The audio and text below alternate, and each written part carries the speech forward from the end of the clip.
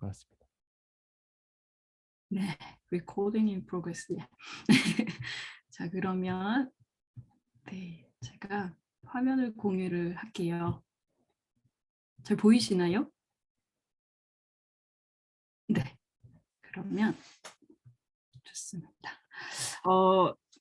첫 번째 세션으로 먼저 언제 어디서나 그리스도인 해서 인을 IN으로 네, 그리스도 안에 있는 우리에 대해서 얘기를 좀 하려고 하는데요. 먼저 시작하면서 제가 한 가지 그 미션을 잠깐 드리려고 그래요. 지금 계신 곳이 지금 보니까 함소님은 차 안이신 것 같고 많은 분들이 지금 저기 집에 계시거나 그런 것 같은데요.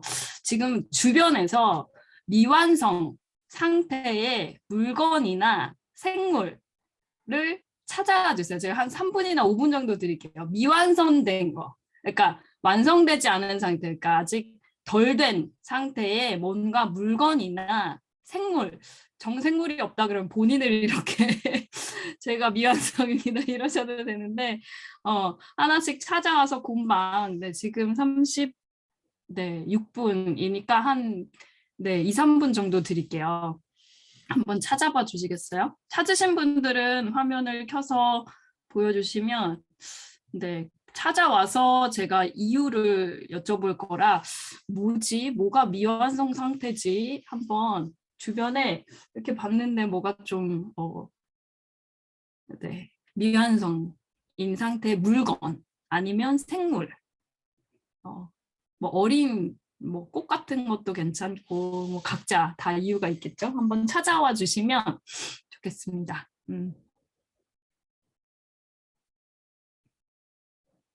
네. 오, 함소님은 저기 차 안이신데도 바로 네, 바로 찾으셨네요. 네. 다른 분들도 찾아오시면 화면을 켜고 보여주시면 아니면 지금 화면 켜기가 어려우신 분들은 제가 물어볼게요. 어떤 거 찾아오셨는지만 지금 찾고 계시는 거겠죠?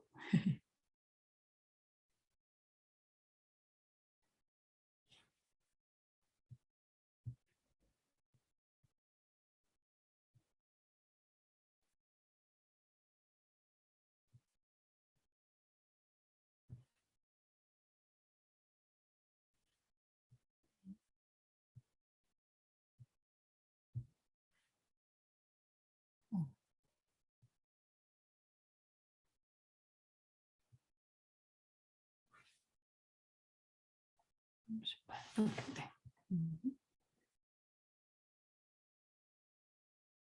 오케이. 네. 마블의 화면을 놓고 간 유나 씨가 아직 안 와서 네.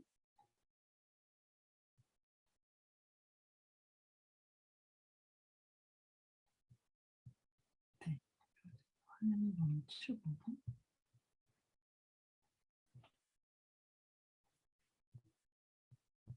자.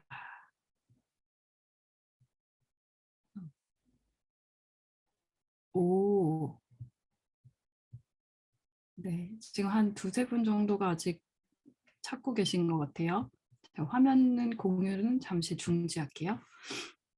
미완성인 상태의 물건이나 사물을 생물을 찾아오기.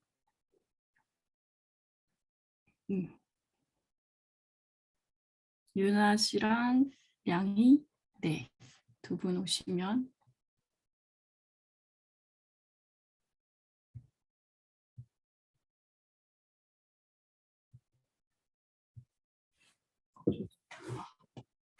맞아. 네, 유나 씨.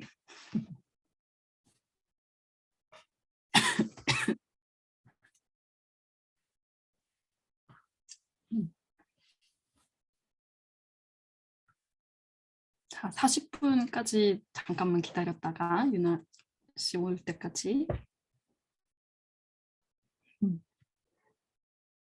저건 커피일까요? 민서 커피? 뭐 아무튼. 식물이에요. 아, 식물이에요? 네. 네. 네. 좋습니다. 어,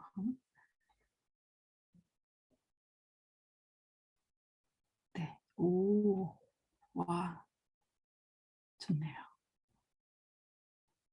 유나 씨 왔다. 예, 오, 오신 건가요? 자, 자, 그러면 제가 먼저 한 분을 얘기를 해달라고 하면 그분이 그 다음 분을 이렇게 지정해서 넘어가면서 왜 내가 이걸 가져왔는지, 왜 미완성인지 네, 그 얘기를 해주시면 될 것 같은데요. 그러면 먼저 식물을 가져오신 박민서님, 2022-1242로 학번인가요? 아, 네, 학번 맞아요. 그, 제가 채송화 씨앗을 사서 그 일주일 전부터 기르고 있거든요. 들리시나요? 네, 들려요. 그래서 아직은 그 떡잎만 지금 난 상태인데, 그래서 전 미완성 생물로 지금 어, 이걸 가져왔습니다. 특별히 채송화를 선택한 이유가 있나요? 아, 이게 가장 기르기 쉽다고 하셔가지고, 그것도 방법이, 네. 그러면 민서님이 다른 분. 전도사님, 이완희 전도사님. 네, 저요. 저는 지금 뭐 할까 했는데 바로 옆에 저기 있었어요. 드럼 발 페달인데요. 저희 부활절 때 찬양팀 쓰려고 산 건데 이게 야마하 건데 얘네가 그 나사를 안 돌리고 줬어요. 그래가지고 이게 지금 이게 헐렁헐렁거려요 이게 지금. 그래서 부활절 때 결국 못 썼어요 그거. 그래가지고 지금 바로 앞에 이제 미완성된 이게 보여가지고 저는 이거를 네, 선택했습니다. 네. 저는 바지가 화려하신 우리 서정길 회장님.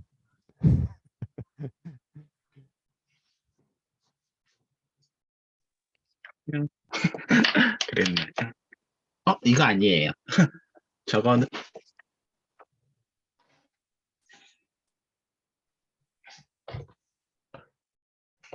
들리시나요? 아, 맞다. 이거지. 헷갈린다. 저도 헷갈리네. 두 개 화면을 띄워놓다 보니까. 저는 이거 뭐였지? 핸드폰 앞에 붙이는 액션 필름인데 얘는 쓰다가 남았거든요. 그래서 얘는 아마 이 다음번 액션 필름이 다 될 때까지는 미완성인 상태로 남아 있을 거예요. 그러면 저는 간만에 양이한테 넘길게요. 아, 들리십니까? 응? 들리실래나? 들리시는. 저는 찾아온 게 아무리 뒤져도 없는데 갑자기 생각난 게 1000피스짜리 퍼즐이 아니, 시작도 안 했습니다. 아니, 시작도 안 해서 미완성된 게 요거밖에 없어 보여서 요거 하나 들고 왔습니다, 지금. 네, 1000피스라서 뭐 한 몇 년 뒤에는 맞춰지겠죠. 뭐 생각나면은 계속 맞추도록 하겠습니다. 다 맞추면 어떤 모양이 되나요? 다 맞추면은 예전에 그냥 지나다니다 산 것 같은데 애니메이션 원피스라는 아, 이 예, 요 와, 퍼즐이 되는 것 같습니다. 예. 네. 왜 산지는 회장님, 모르겠지만 네, 회장님이 교회 갖다 달라고. 네, 내일 가져다 드리면은 맞추시면 이한희 전사님께서 대신 맞춰주시는 걸로 하도록 하겠습니다. 저는 그럼 안 하신 우리 윤아 청년 열심히 찾고 있었던 것 같은데 윤아 청년이 네, 해주셨으면 감사하겠습니다. 네,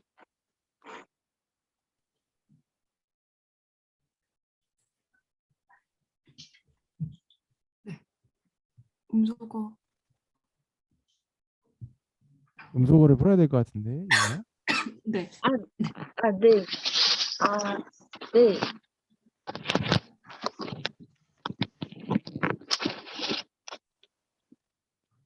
이제 들려요. 네.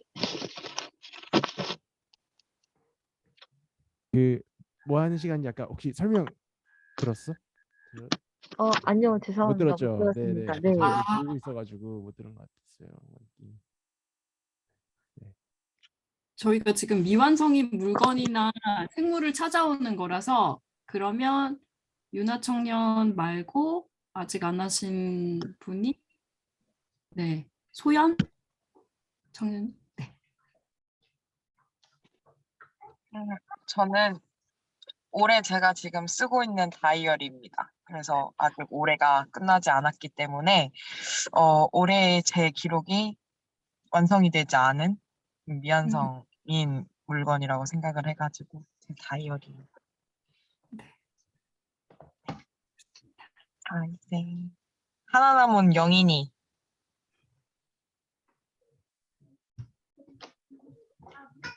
저는 영어 단어책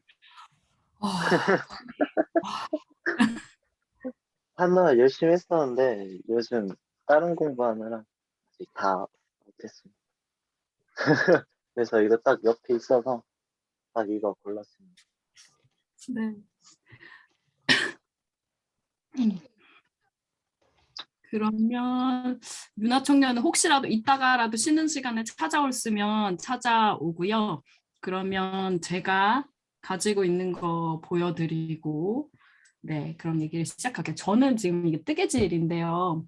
제가 보통 이 독일에서 이 코로나 시기에 코로나 호비라고 해서 코로나 시기에 개발이 된 어떤 그 취미 생활을 일컫는 말이 있어요. 근데 이제 저 같은 경우는 어떤 사람은 이제 식물을 기르기 시작하고 저는 이제 뜨개질을 시작했는데 이게 뜨다가 네 보통 이렇게 막 약간 놓고 완성을 못한 상태로 있어서 지금 팔이 한쪽 팔만 네 이렇게 완성이 되고 이쪽은 완성이 됐는데 이쪽은 지금 아직 안 된 상태.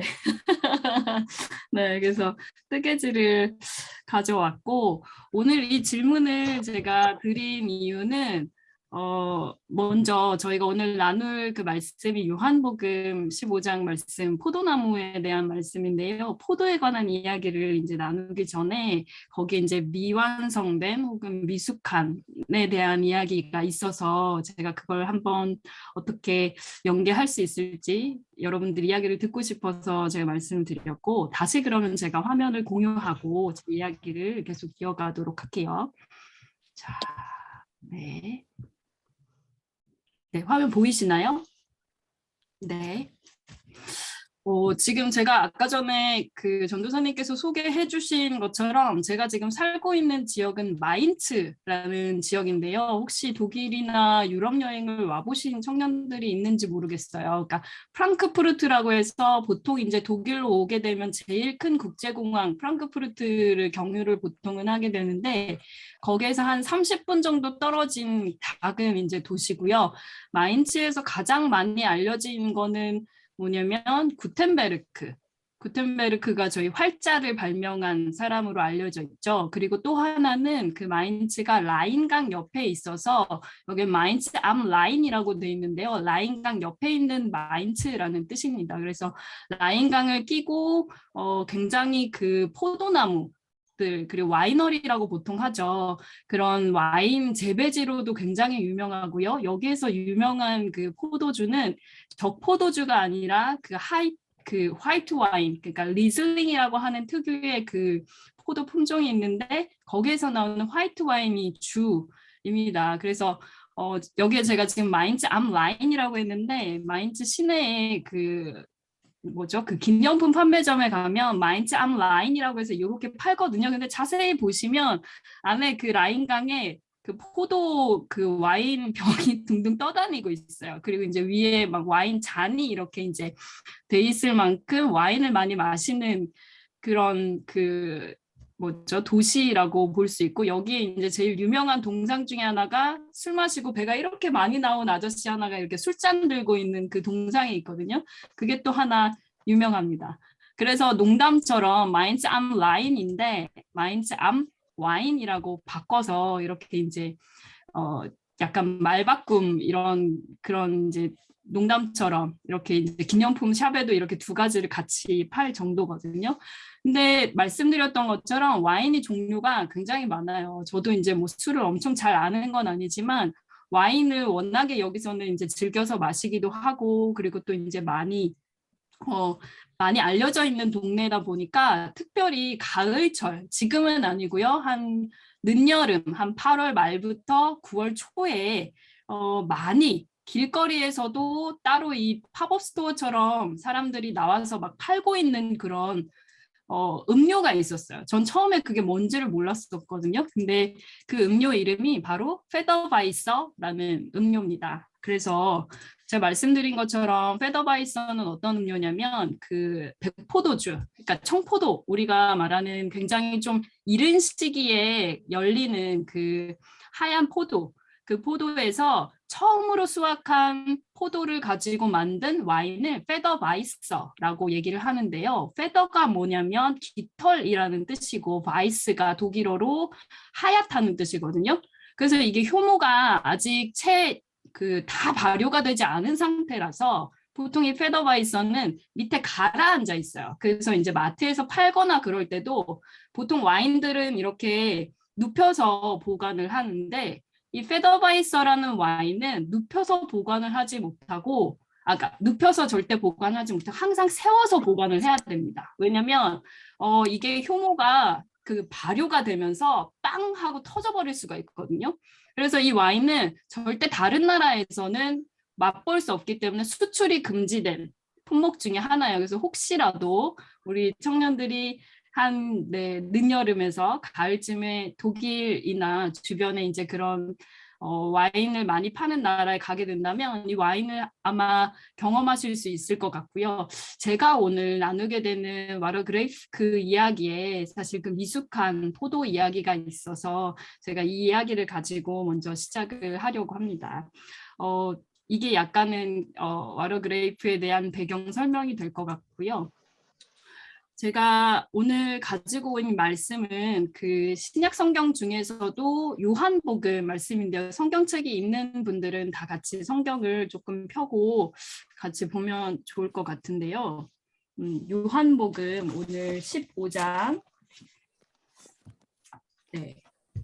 요한복음 15장 말씀입니다. 15장 1절부터 이제 말씀을 나누게 될 텐데요. 제가 기억할 때 제가 돌아보건대 제가 처음으로 성경 말씀을 전체, 그러니까 처음부터 끝까지 통독이라고 하죠. 통독을 했던 시기가 청년 때였어요. 20대 초반이었는데요. 저는 개인적으로 제가 이제 목회자, 아버지가 목사님이시고 제가 이제 목사가 됐지만 PK라고 보통 부르는 그 목사님 딸로 자랐지만 제가 청소년기를 지나면서도 성경 말씀을 처음부터 끝까지 읽기가 쉽지는 않았어요. 왜냐면 집중하기가 어렵더라고요. 그러니까 저희가 보통 수학의 정석 같은 걸 봐도 맨날 앞에 부분만 보고 끝나는 것처럼 성경 말씀을 읽어도 창세기 읽다가 막 중간에 한 레위기까지 가면은 막 멈추고 막 이제 저기 역사서 넘어가면은 이제는 이게 무슨 얘기인지 싶고 막 이렇게 멈추게 되는 지점이 있어서 제가 청년 때 저도 말씀을 좀 제대로 잘 읽고 싶은데요 하고 붙들기 시작했던 게 신약 성경. 그러니까 복음서 말씀을 읽기 시작했어요. 근데 그것도 그냥 일반 개역개정 성경으로 읽으면 너무 어려워서 어떻게 했냐면 표준세 번역이라고 해서 조금 더 쉬운 말로 돼 있는 그 성경을 가지고 복음서를 읽었는데요. 그때부터 이제 시작해서 굉장히 다양하게, 그러니까 버전이 여러 개가 있잖아요. 보면 개역개정, 지금 강서감리교회는 개역개정으로 말씀 보시나요? 네, 개역 개정으로 보시죠.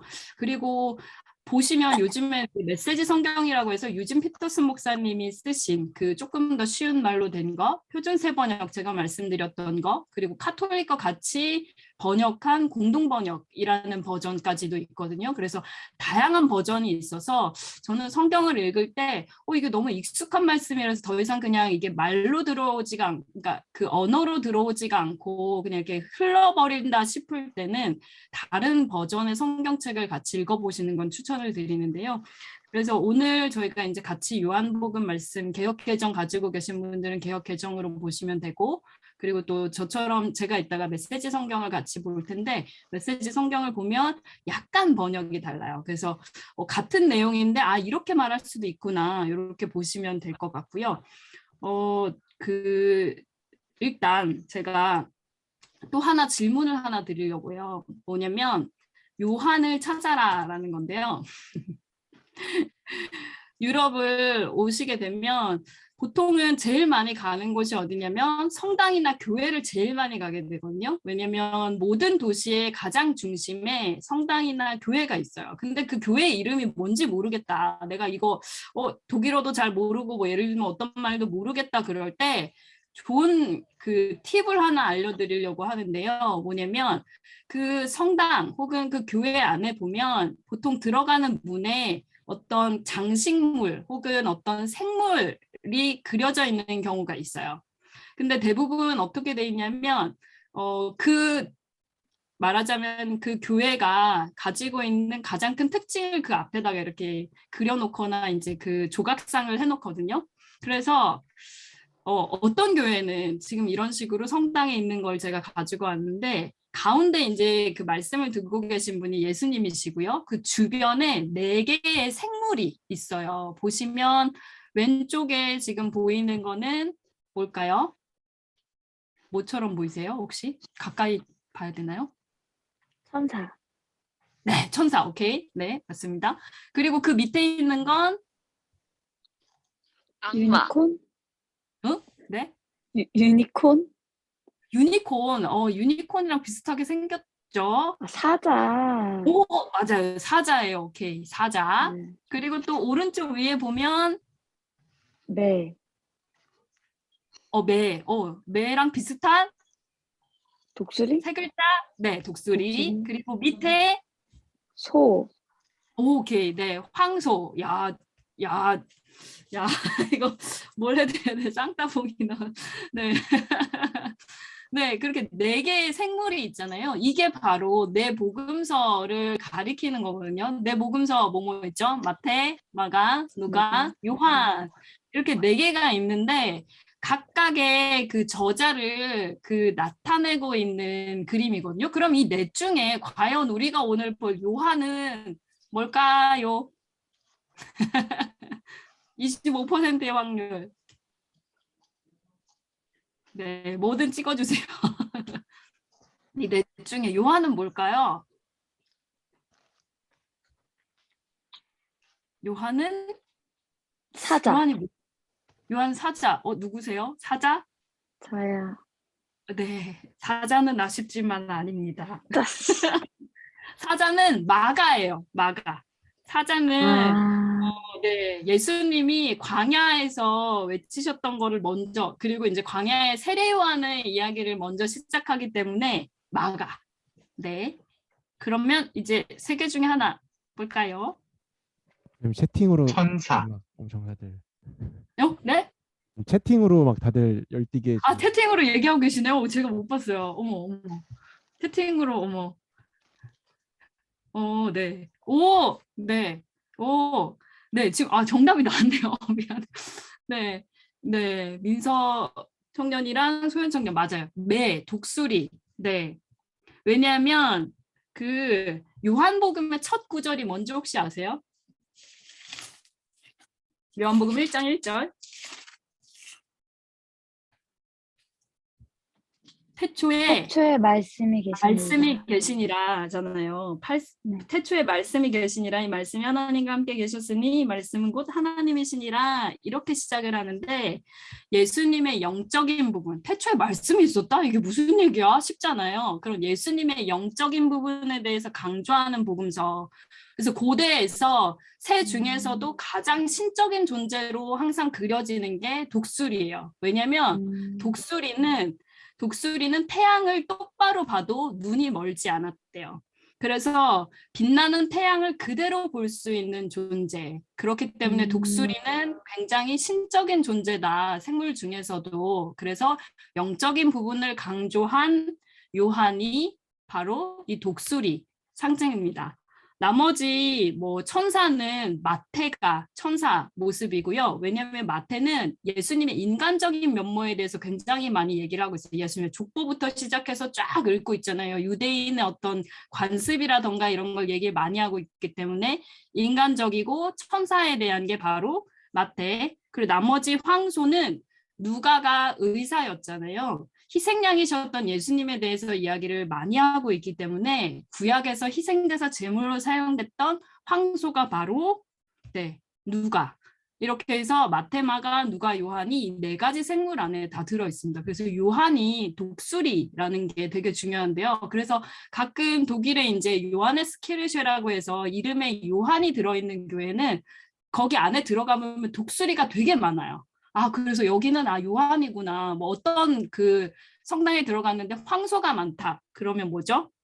황소는 누가구나 이렇게 생각하면 되고, 천사가 있으면 여긴 마태구나 이렇게 생각하면 됩니다. 그래서 요거를 알고 있으면 조금 그냥 성당에 가더라도 이게 뭐지? 그냥 왜 저런 모습을 저기다 해놨지? 이렇게 생각하지 않아도 되거든요.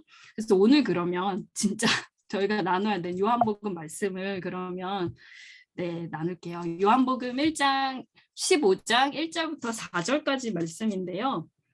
가지고 계신 본문을 개역 개정이면 개역 개정, 그리고 또 뭐 다른 버전이면 다른 버전으로 보시는데, 오늘 저희가 같이 보는 거는 메시지 성경으로 저희가 같이 볼게요. 1절부터 3절 그리고 4절을 이제 제가 따로 띄워놨는데요. 같이 한번 뭐 음소거한 상태에서 같이 읽어보면 좋을 것 같아요. 함께 읽겠습니다. 시작. 나는 참 포도나무요 내 아버지는 농부이시다. 내게 붙어 있으면서 열매를 맺지 않는 가지는 아버지께서 다 쳐내시고, 열매를 맺는 가지는 잘 손질해서 더 많은 열매를 맺게 하신다. 너희는 내가 전한 메시지로 이미 잘 손질되었다. 4절입니다. 내 안에 살아라. 내가 너희 안에 살듯이 너희도 내 안에 살아라. 가지가 홀로 열매를 맺을 수 없고 나무에 붙어 있어야 열매를 맺을 수 있듯이 너희도 내게 붙어 있지 않으면 열매를 맺을 수 없다.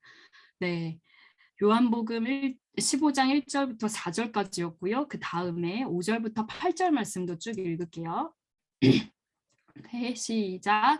나는 포도나무요 너희는 가지다. 너희가 내게 붙어 있고 내가 너희에게 붙어 있어서 친밀하고 유기적인 관계를 이루면 틀림없이 풍성한 수확을 거둘 것이다.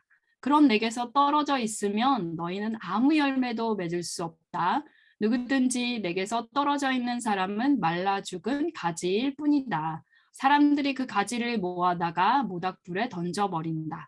그러나 너희가 내 안에 편히 머물고 내 말이 너희 안에 머물면 너희가 구하는 것은 무엇이든 응답받고 이루어질 것을 확신해도 좋다.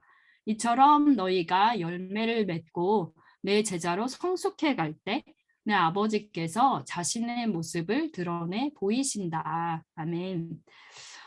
여기에서 지금 계속 그 반복되는 구절이 있어요. 반복되는 구절들, 반복되는 단어가 있거든요. 혹시 한번 잠깐 가지고 계신 성경을 읽으면서 반복되는 단어, 뭐 2번 이상 사용되는 단어, 제가 뭐 빨간색으로 해놓긴 했지만 그건 이제 제가 그냥 해놓은 거고, 혹시 거기에다가 저희 그 채팅창에다가 반복되는 단어가 뭔지 한번 써줘 보실래요?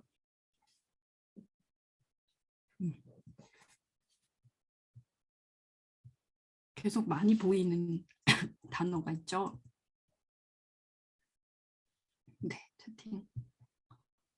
열매, 가지, 포도나무, 가지, 열매.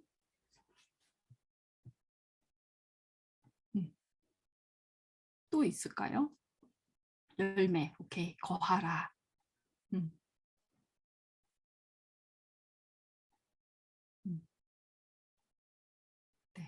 붙어 있다.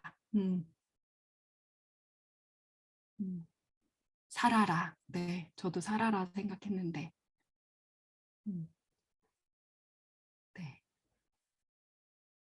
그리고 또 하나는 제가 쓸 수 있는 거는 맺다. 열매 맺다. 이 정도가 반복이 되는 것 같아요. 잘 찾으셨는데요. 요한복음은 그 앞에 있는 마테마가 누가랑 조금 달라요. 그래서 요한이 제일 어렵다고 보통은 신학자들이 많이 이야기를 해요. 왜냐면 그 보통 앞에 있는 마테마가 그러니까 마테마가 누가 같은 경우는 보면 예수님이 뭘 하셨고, 뭐 예수님이 어디 가셨고, 뭘 치유하셨고, 뭐 이렇게 누구를 만나서 뭐 어떻게 됐고, 뭐 이런 좀 말하자면 이야기책 같은 느낌이라면, 약간 요한복음은 느낌이 약간 공상 소설 같은 느낌처럼 예수님이 막 이런 얘기를 하셨는데 그 얘기도 다 이해를 못 하겠고, 이게 막 그 전에 어떤 거랑 연결이 되는 것 같고, 그래서 굉장히 영적이다. 그리고 조금 더 깊은 이야기를 하고 있다라는 이야기를 하는데요. 특히 여기서 많이 반복이 되는 게 요한복음에서만 나오는 특징 중에 하나가, 나는, 예수님이 항상 자기를 소개할 때 나는 땡땡이다라고 얘기를 해요. 그래서 한참 예전에 한국에서 유행했던 그 뭐 예능 프로 중에 나는 가수다 있었잖아요. 그것처럼 예수님이 요한복음에서만 나는 땡땡이다라고 얘기하는 게 되게 많거든요. 혹시 아까 전에 저희 회장님이 기도하실 때 저희를 자꾸 푸른불 파트로 데려달라고 얘기하셨는데 네, 그렇게 기도해 주셨는데, 그것처럼 예수님이 나는 뭐뭐다라고 얘기하신 게 혹시 기억나시는 게 있으면 채팅에다가 한번 쳐주실래요? 요한복음이었겠지만, 네. 예수님이 나는 뭐다라고 얘기한 게 7개가 쭉 나오거든요. 네, 맞아요. 오, 네, 소연. 바로 포도나무네. 그쵸? 선한 목자. 예수님이 또 뭐라고 했을까요? 되게 비유를 많이 하셨는데 본인을 막 빗대어서 되게 얘기를 많이 하셨어요.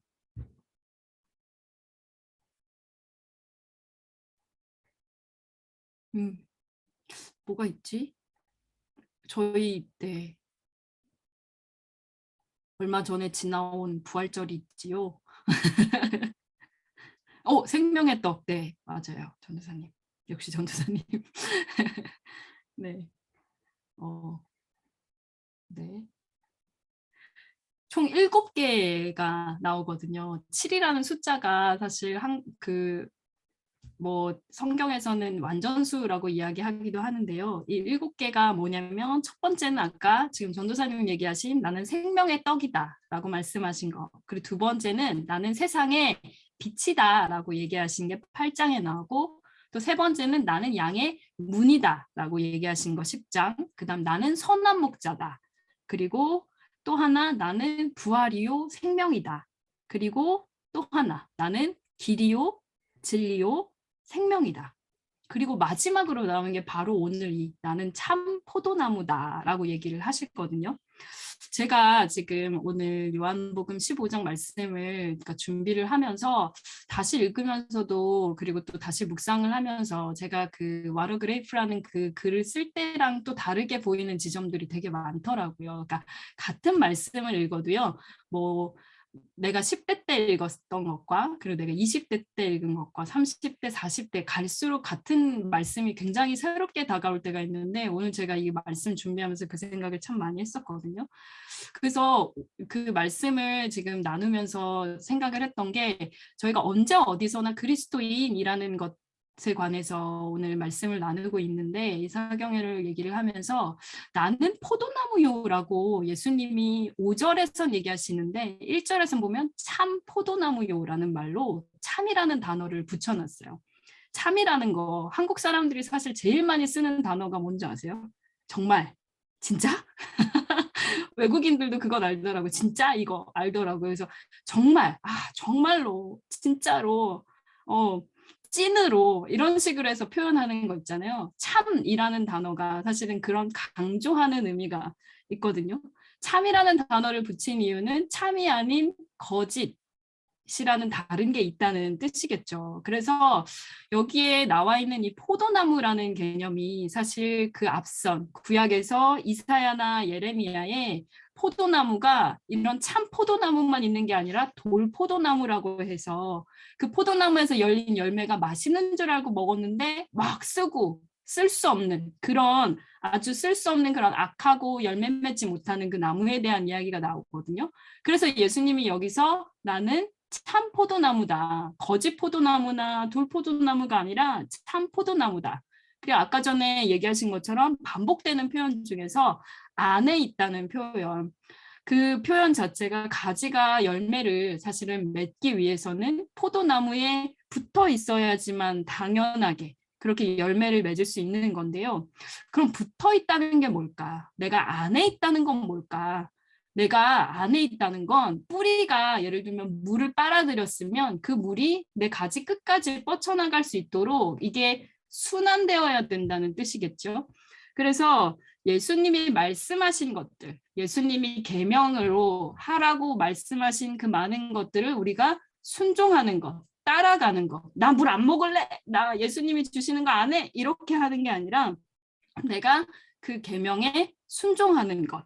그리고 그 계명 중에서 예수님이 말씀하신 계명 중에서 가장 큰 계명이 서로 사랑하라였잖아요. 그 사랑하라는 것. 그걸 지켜내는 일, 그게 바로 우리가 예수님 안에 있는 삶. 그리고 또 붙어 있으라는 그 표현. 그 표현도 저희가 계속 코로나 시기에 정말 많은 사람들이 교회 안에 머무르지 못하고 계속 바깥으로 밀려나는 기분, 내가 온라인으로 예배를 드리고 있지만 예배 속에서 온전히 하나님을 만나기가 어렵고 공동체를 경험하기 힘들었던 그 시간. 그럼에도 불구하고 우리가 온라인으로 이야기하고 소통하고 계속해서 지속적으로 뭔가를 나누려고 했던 그런 공동체성, 그것에 관해서 이 포도나무 이야기를 통해서 말씀을 하시는 거죠. 아까 전에 채송화를 아까 민서 청년이었나요? 채송화를 기른다는 얘기를 했는데 독일에서 사실 여기서 제일 인기 많은 한국인들에게 제일 인기 많은 품목이 뭔지 아세요? 한국에선 너무 흔한데요. 여기에서는 그거 한번 이렇게 꽃 피워내거나 아니면 이거 모종이 자라잖아요. 그럼 팔아요. 한인마트에서 어제도 제가 한인마트 다녀왔는데 거기에서 모종을 파는데요. 깻잎. 한국에서 너무 흔하잖아요. 깻잎이. 깨가 너무 많이 쓰이잖아요. 참기름에 쓰이죠. 깨도 쓰죠. 깻잎은 또 고기 먹을 때 써야 되죠. 근데 여기서는 이 깻잎을 잘 먹지 않고요. 구하기도 힘들어요. 그리고 독일 땅에 잘 안 자라서요. 그 독일 유학생들 커뮤니티 안에서는 깻잎 모종 제가 지금 심었는데 너무 많이 발아해서 나누고 싶습니다. 그러면 자기 사겠다고 다 그 연락을 막 할 정도로 그렇거든요. 어제도 한인마트 갔더니 그 꽃깻잎 모종 하나에 2유로 정도에 파는데 한 3,000원 정도에 모종 하나를 팔아요. 그래서 이제 막 귀중하게 이제 막 이렇게 하는데요.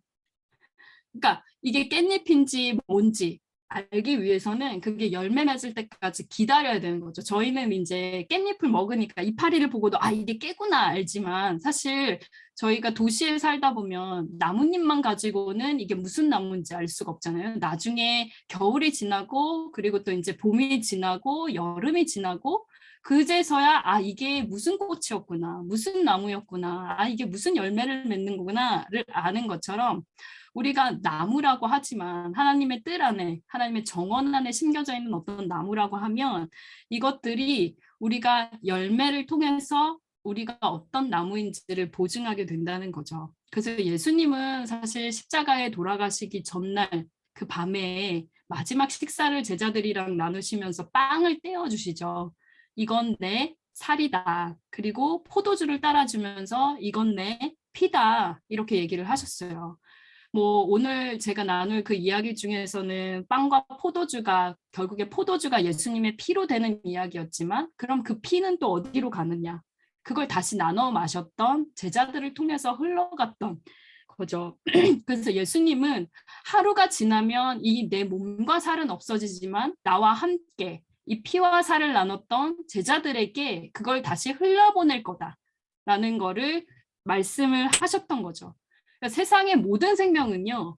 희생이 없이는 이어질 수가 없습니다. 우리가 생각해 보면 우리가 지금 이 자리에 있는 것도 우리 부모님이 어떤 보이지 않는 희생을 통해서 우리에게 생명을 주셨고 그리고 시간과 혹은 물질과 굉장히 많은 것들을 헌신하면서 우리가 이 자리에 있거든요. 그러면 우리는 또 우리가 자식을 낳을지 안 낳을지는 모르지만 혹은 제자를 예수님처럼 제자를 기르게 된다면 그것이 대대에 이어지게 되면서 희생이 희생을 낳고 희생이 희생을 낳고 그리고 또 열매가 열매를 맺고 열매가 열매를 맺고 아주 단순한 것 같지만 굉장히 쉽지 않은 그 그리스도인의 이야기를 담고 있어요. 그래서 오늘 이 포도나무 말씀을 통해서 우리가 언제 어디서나 그리스도인에 대해서 이야기를 나눴는데요. 오늘 제가 사실 이 글을 와러그레이프 이 글을 썼을 때만 해도 제가 20대 중반이었던 것 같아요. 어떻게 뭘 해야 될지 몰랐던 시기. 이따가 이제 2부에 제 얘기를 좀 나누게 되겠지만 저는 20대 초반에 엄청 완전 사회랑 거의 격리되다시피 뭐 시험을 공부하느라고 거의 막 20대 초반이 그때 무슨 노래가 유행했는지 그때 어떤 일이 있었는지도 기억이 나지 않을 정도로 완전히 몰입해 있던 순간이 있었어요. 그러니까 사법시험을 제가 공부를 했는데요. 그 공부하는 시간 동안에 저는 제 삶이 없었던 것 같아요. 그래서 그 시간을 겪으면서 늘 사람들이 저한테 했던 얘기가 너는 왜 이렇게 미숙해? 였어요. 넌 왜 이렇게 늦니? 넌 왜 이렇게 느리니? 아니면 너는 왜 이렇게 아직 덜 된 것 같냐고, 아직 아이 같냐고, 지금도 그 소리를 가끔 듣기는 하는데요. 그런 이야기를 정말 많이 들었어요. 그래서 저는 늘 고민했죠. 그럼 성숙한 게 뭔데? 내가 성숙해서 뭐 할 건데? 막 어른이 되기 싫다는 의미랑은 조금 달랐던 것 같고요. 그런 이야기를 들었을 때 제가 이 포도나무 말씀을 읽다가 왜 꼭 포도가 그 붉은 포도나 혹은 잘 익은 포도여야만 할까? 분명히 주님께서 각 사람마다 다른 속력으로 살아갈 수 있도록 다른 모습으로 만드셨는데 왜 사람들은 또 같은 것만 요구할까? 그런 고민이 있었어요. 그래서 아까 말씀드렸던 것처럼 와인이라는 것도 어떤 포도는 하얀 포도일 수 있고요. 어떤 포도는 붉은 포도일 수도 있고요. 어떤 포도는 이제 막 갓단 그런 포도일 수 있어요. 맛이 다 달라요. 그리고 그 맛을 좋아하는 사람들도 다 취향이 다르거든요. 근데 왜 우리는 그리스도인이면 같은 모양으로 찍어낸 붕어빵처럼 이렇게 살아야 돼, 이렇게 해야 돼 라는 것에 매여서 더 이상 나아가지 못할까 그 고민들을 좀 하게 됐고요. 그래서 오늘 와러그레이프를 아마 누군가가 읽어주신다고 들었던 것 같은데요. 네, 함서연 청년이 오늘 읽어주기로 했습니다. 아, 네. 함소연 청년이 그러면 읽어주시고 다른 분들은 네. 지금 읽으면 될까요? 네. 네. 정말 무더운 여름이었다. 내 포도를 먹어본 사람들은 시다고 했다. 색깔을 보니 아직 익지 않은 것 같다며 조금 더 기다려보자는 사람도 있었고, 포도 맛이 거기서 거기라며 기다려봤자라는 사람도 있었다. 누군가는 지금 너의 상태는 한마디로 immature라고 했다.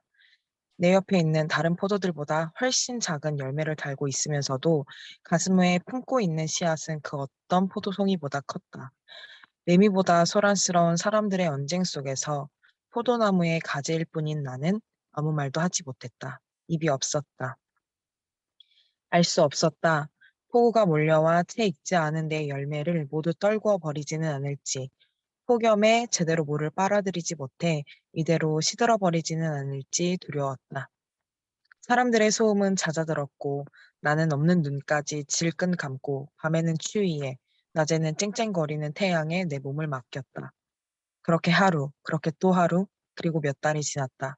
그러던 어느 날 내 심장을 가득 메우고 있던 씨앗이 멍이라도 든 것처럼 까맣게 변해갔다. 타들어가는 것은 아닌지 걱정스러운 마음에 아프면서도 덜컥 겁이 났다. 체념하는 동안 껍질마저도 까맣게 물들어갔다. 더 이상 까매질 곳이 없었다.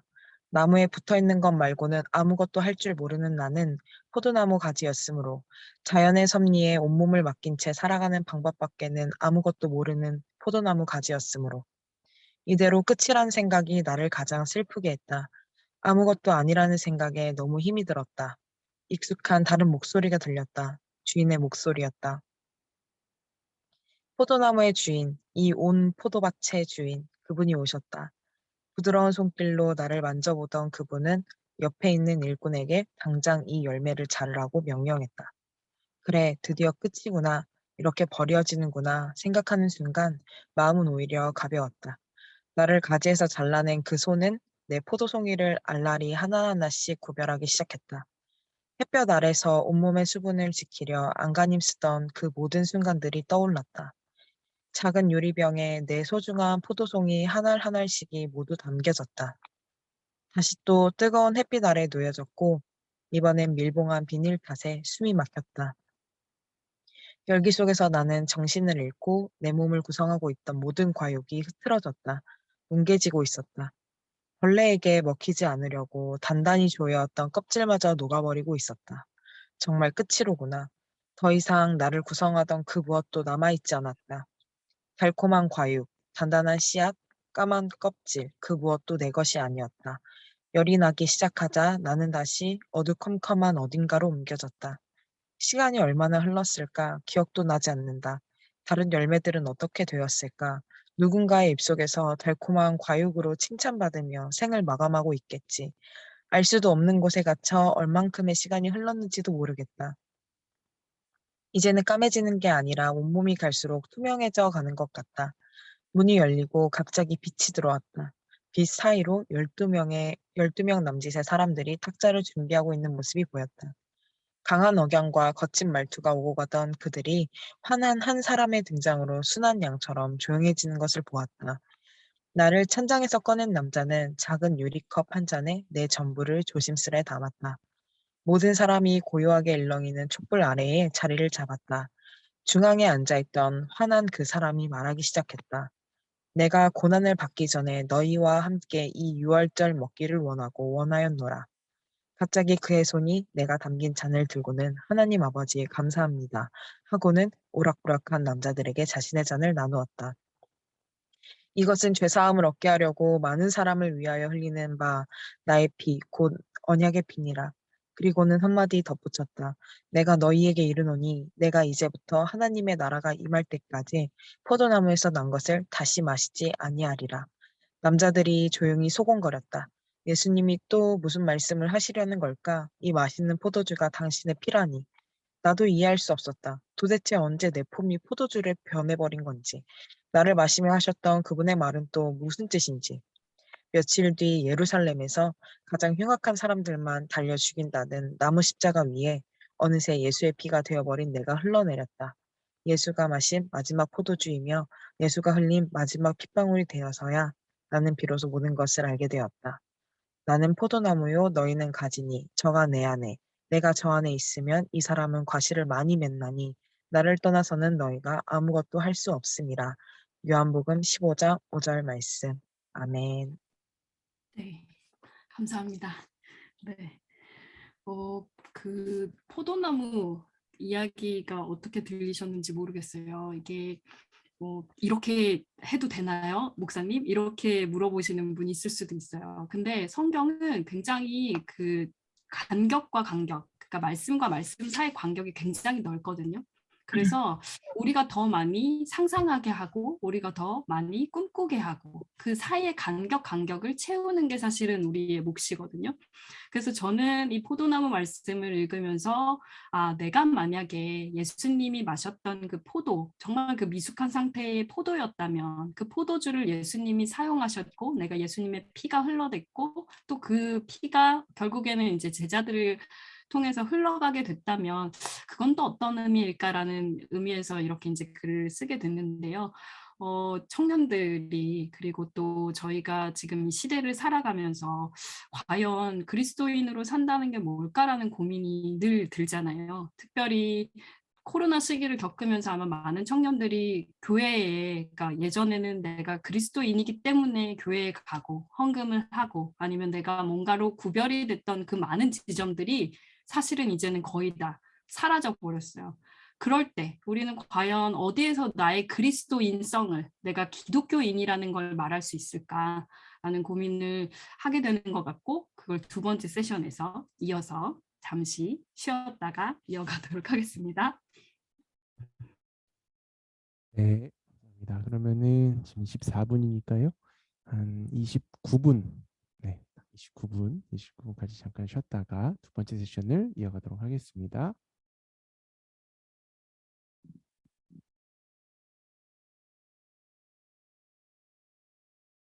네, 캠 한 번만 다 켜주세요. 네. 다들 다시 돌아오셨지요? 네, 두 번째 말씀 세션 나누도록 하겠습니다. 그러면 화면 공유를 제가 다시 드릴게요. 네. 두 번째 세션은 언제 어디서나 그리스도인 해서 사람 인자를 써서 그러면 우리가 사람으로서 어떻게 그리스도인으로서 살아야 되는지 이야기를 이제 좀 나누려고 하는데요. 제 이야기를 좀 뭘로 되지? 해요. 갑자기 듣고 있습니다. 시리가 듣고 있다고 반응하네요. 아이고 시리야 고마워. 진짜. 네. 저는 제 이름은 정희경인데요. 제가 그 필명으로 쓰는 게 있어요. 제이라는 필명을 쓰고 있는데요. 말씀 읽어주는 제이라고 해서 제가 2008년부터 팟캐스트 아시는지 모르겠어요. 팟캐스트에 그 말씀을 읽어주는 일을 했어요.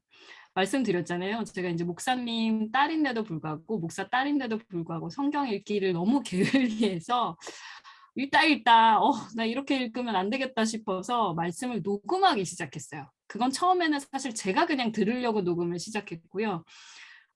내가 그냥 소리내서 저희 부모님이 항상 한 일주일에 한 번씩 이제 가족 예배를 드리면 저희는 따로 예배를 뭐 어떻게 막 장황하게 드리는 게 아니라 성경을 그냥 읽었어요. 가족끼리 돌아가면서 뭐 10장씩 돌아가면서 이제 읽고 제 여동생이 한 명이 있는데 여동생이랑 이제 저랑 읽고 이제 기도도 돌아가면서 하는데 엄마 아빠가 기도를 길게 하시니까 그때는 저희가 막 이제 장난치고 놀고 대신에 성경 읽는 거를 항상 연습을 많이 시키셨어요. 그거는 모르겠어요. 부모님이 어떤 이제 의도가 있으셔서 그렇게 했던 것 같은데 그러다 보니까 성경을 읽는 게 너무 소리내서 읽는 연습을 저는 계속 그걸 많이 했었거든요. 그러다 보니까 그러면 내가 성경을 계속 항상 이걸 들고 다닐 수가 없으니까 읽어서 녹음을 하자. 그렇게 해서 이제 시작을 한 게 말씀 읽어주는 제이라는 그 팟캐스트였고 제2는 여기 이제 제가 한자는 안 썼는데 제가 이제 정희경이잖아요. 그래서 이제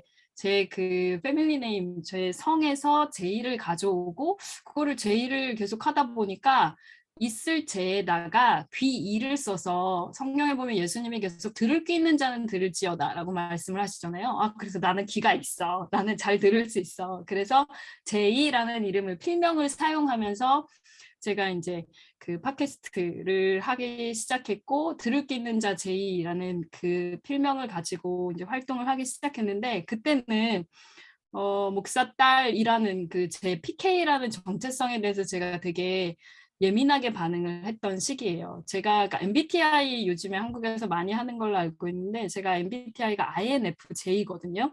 그리고 거기에다가 이제 애니어그램이 4번 인데요. 되게 독특한 창조성을 가지고 있는 INFJ다 보니까 사람이 너무 예민해요. 그래서 목회자 자녀로서는 이게 굉장히 큰 어떻게 보면은 단점이기도 하거든요. 왜냐하면 넘어가야 되는 부분이 많아요. 그러니까 교회 안에서 저희 아버지가 개척교회를 하셨기 때문에 제가 교회 안에서 피아노 반주부터 시작해서 어릴 때 이제 안 해본 게 없어요. 지휘 그리고 뭐 성가대, 뭐 주일학교 교사는 중학교 때부터 했고요. 그리고 엄마가 이제 토요일에 그 집사님들 권사님들 이제 반찬 해주시면 주일날 먹을 그 식사 준비하시면 그 옆에서 이제 설거지부터 뭐 감자 까기, 뭐 당근 까기, 당근 썰기 뭐 이런 거 이제 옆에서 계속 도와드려야 되는 제가 이제 큰 딸이거든요. 그래서 그런 역할을 해야 되는데 교회에서 그래서 이제 성도님들이 어떤 반응이 올 때 내가 그냥 이렇게 넘어가야 되는 것들이 있어요. 왜냐면 그 목회자 자녀의 삶은 항상 그 뭐라 그래야 되나 유리 어항 속의 금붕어처럼 내가 어디 가는지가 일거수일투족이 다 이렇게 사람들 눈에 이렇게 뜨이게 되거든요. 그래서 희경이는 왜 저래요? 막 이런 얘기를 들으면 그냥 넘어가야 되는데 그게 안 되고 저한테는 늘 그게 이렇게 쌓여왔어요. 나는 왜 목사 딸일까? 내가 선택한 게 아닌데 우리 아버지가 목사지 내가 목사는 아니잖아. 이러면서 이제 막 그 사춘기 시절에 막 쌓여갔었죠. 근데 그러다가 이제 대학을 가게 되면서 아버지랑 굉장히 많이 이제 그때는 이렇게 대립하게 됐어요. 왜냐하면 내가 선택한 삶이 아니니까 목사 딸이라는 삶이 내가 신앙생활을 하는데 왜 내가 아버지의 혹은 부모님의 그 신앙이랑 늘 같이 가야 되는지 이 고민을 근데 이제 나중에 얘기를 들으니까 목사 딸뿐만 아니라 장로님 딸, 권사님 딸 뭐 다 있더라고요. 그래서 이제 그런 시간을 보내면서 제가 그때 이제 꿈꿨던 게 저희가 2000년대 초반 이렇게 하면 제 학번이 다 나오게 되는데 2000년대 초반에 한참 그 기독교인들이 어떻게 살아야 되는지에 대한 고민에 대해서 두 가지 이론이 있었어요. 첫째는 뭐냐면 고지론. 기독교인이면 높은 지위를 얻어서 뭐 국회의원이든 아니면 뭐 대학 교수든 좀 높은 좋은 위치에 올라서 사회에 선한 영향력을 미쳐야 된다. 그래서 첫 번째 고지론이 있었고요. 두 번째 뭐가 있었냐면 미답지론이 있었어요. 뭐냐면 기독교인이라면 사회에 구석지고 어두운 곳에 가서 빛과 소금으로 살아야지 남이 나를 알아주지 않아도 저 오지의 선교지에 가서라도 우리가 복음 들고 가오리다 하면서 간다. 고지론과 미답지론. 그 두 개가 굉장히 격렬하게 이렇게 부딪히고 있던 시기에 저는 이제 대학 시절을 보냈었거든요. 근데 제가 어디에 그러면 마음을 쏟겼을까요? 고지론이었죠. 그래서 제가 이제 전공이 사실 저는 신학이나 법학이 아니었고 저는 영어를 전공했어요. 학부 때. 그래서 영어를 전공했는데 부전공을 사회과학 쪽으로 선택해야겠다 하고 선택한 게 이제 법학이었죠. 그러다 보니 법을 통해서 좀 사회를 변화시킬 수 있는 내가 그리스도인을 멋있게 인권 변호사 그리고 또 이제 그 당시에 굉장히 유명했었던 그 조영래 변호사라고 전태일을 변호했던 인권 변호사가 있어요. 조영래 변호사 평전을 쓴 그분 교수님 수업을 제가 들으면서 나도 저렇게 멋있는 인권 변호사로 살아야지 하고 아까 말씀드린 것처럼 20대 초반에 완전 그 사법시험이라는 시험에 올인을 하게 된 거죠. 근데 말씀드렸던 것처럼 저는 저희 아버지가 이제 개척교회에서 사역을 하시다 보니까 재정적인 지원을 제가 전혀 받을 수가 없는 상황이었어요. 그래서 저는 고등학교 이제 3학년 수능 끝나자마자 과외를 시작했거든요. 왜냐면 제가 그래도 감사하게 주님이 저를 긍휼히 여겨주셔서 공부는 잘할 수 있게 해주셨어요. 그래서 이제 좋은 학교를 이제 갔다고 그렇게 하니까 과외를 이제 그때부터 고3 수능 끝나자마자부터 과외를 시작을 했죠. 근데 그렇게 하면서 자기가 돈을 벌면서 공부를 하는 게 쉽지가 않더라고요. 그리고 20대 초반에 제가 이제 극히 예민하던 그 시기에 그렇게 완전 사회랑 고립돼서 아침에 새벽 그 첫 차를 타고 전철을 타고 학교 고시반에 가서 하루 종일 공부하다가 밤에 이제 정말 그 별 질 때 집에 들어오는 별 뜰 때 그때 이제 집에 들어오는 그 상황을 한 3, 4년을 하다 보니까 건강이 굉장히 많이 나빠졌어요. 그리고 그때는 오히려 제가 그 법학 서적이라던가 아니면 이제 판례라던가 이런 것들을 많이 봐야 되는데 늘 제가 말씀드렸잖아요. 고지론이니까 나는 믿는 사람으로서 내가 그러면 말씀으로 내가 이거를 잘 공부도 해야겠다라는 생각이 있어서 늘 학교에 오면 신앙서적 그리고 법서를 읽기 전에 무조건 성경책을 먼저 읽었죠. 그래서 되게 신기했던 게 뭐냐면 나중에 한참 지나고 제가 깨달았는데요. 하나님이 그 시간에 나는 분명히 법 공부를 했다고 생각을 했는데 하나님이 그 시간에 제가 성경을 읽는 그 습관을 기를 수 있도록 도와주셨더라고요. 그 시간이. 내가 생각했던 거랑 너무나 정반대의 결과를 하나님이 저를 훈련을 시키셨다는 걸 제가 나중에 깨닫게 됐는데요. 그렇게 한 5년 정도 사실 20대 초반부터 20대 한 중반까지 사시 공부를 하다 보니까 제가 건강이 나빠졌다고 말씀을 드렸잖아요. 어느 날 학교에서 그 이제 시험을 보는데 그 이제 이제 제가 마지막에 계속 볼 때였는데 그때는 약간 공황장애 같은 게 왔던 것 같아요. 시험지가 앞에 있는데 볼 수가 없었어요. 그래서 1년을 공부해야 되거든요. 그리고 지금 3년, 4년을 한 공부거든요. 학교에서 시험 볼 때는 제가 뭐 거기에서 잘해서 장학금도 받고 했거든요. 근데 막상 그 시험을 보는데 정말 백지가 되더라고요. 그래서 하나님이 내가 이렇게 공부하는 걸 원하시지 않나라는 생각을 많이 했었어요. 아니면 하나님이 내 인생 그냥 뭐 망치려고 작정하셨나? 약간 그런 마음까지도 들었죠. 고지론인데 하나님, 제가 하나님을 위해서 이걸 하겠다는데 왜 막으십니까? 저는 이 억울함이 20대 때 굉장히 컸던 것 같아요. 근데 그렇게 해서 20대 중반, 그러니까 27살에 이제 대학을 졸업하게 됩니다. 제가 빠른이거든요, 생일이. 그러니까 일찍 학교에 들어갔는데 다른 그 누구보다 늦게 이제 대학을 졸업하게 됐죠. 근데 그때 전 토익 점수도 없었고요. 그리고 뭐 어학연수도 제가 영어를 전공했는데도 불구하고 어학연수도 안 갔고요. 해외에 나가본 경험이 20대 후반이 처음이었어요. 영어를 전공하는데 영어 통번역 전공이었거든요.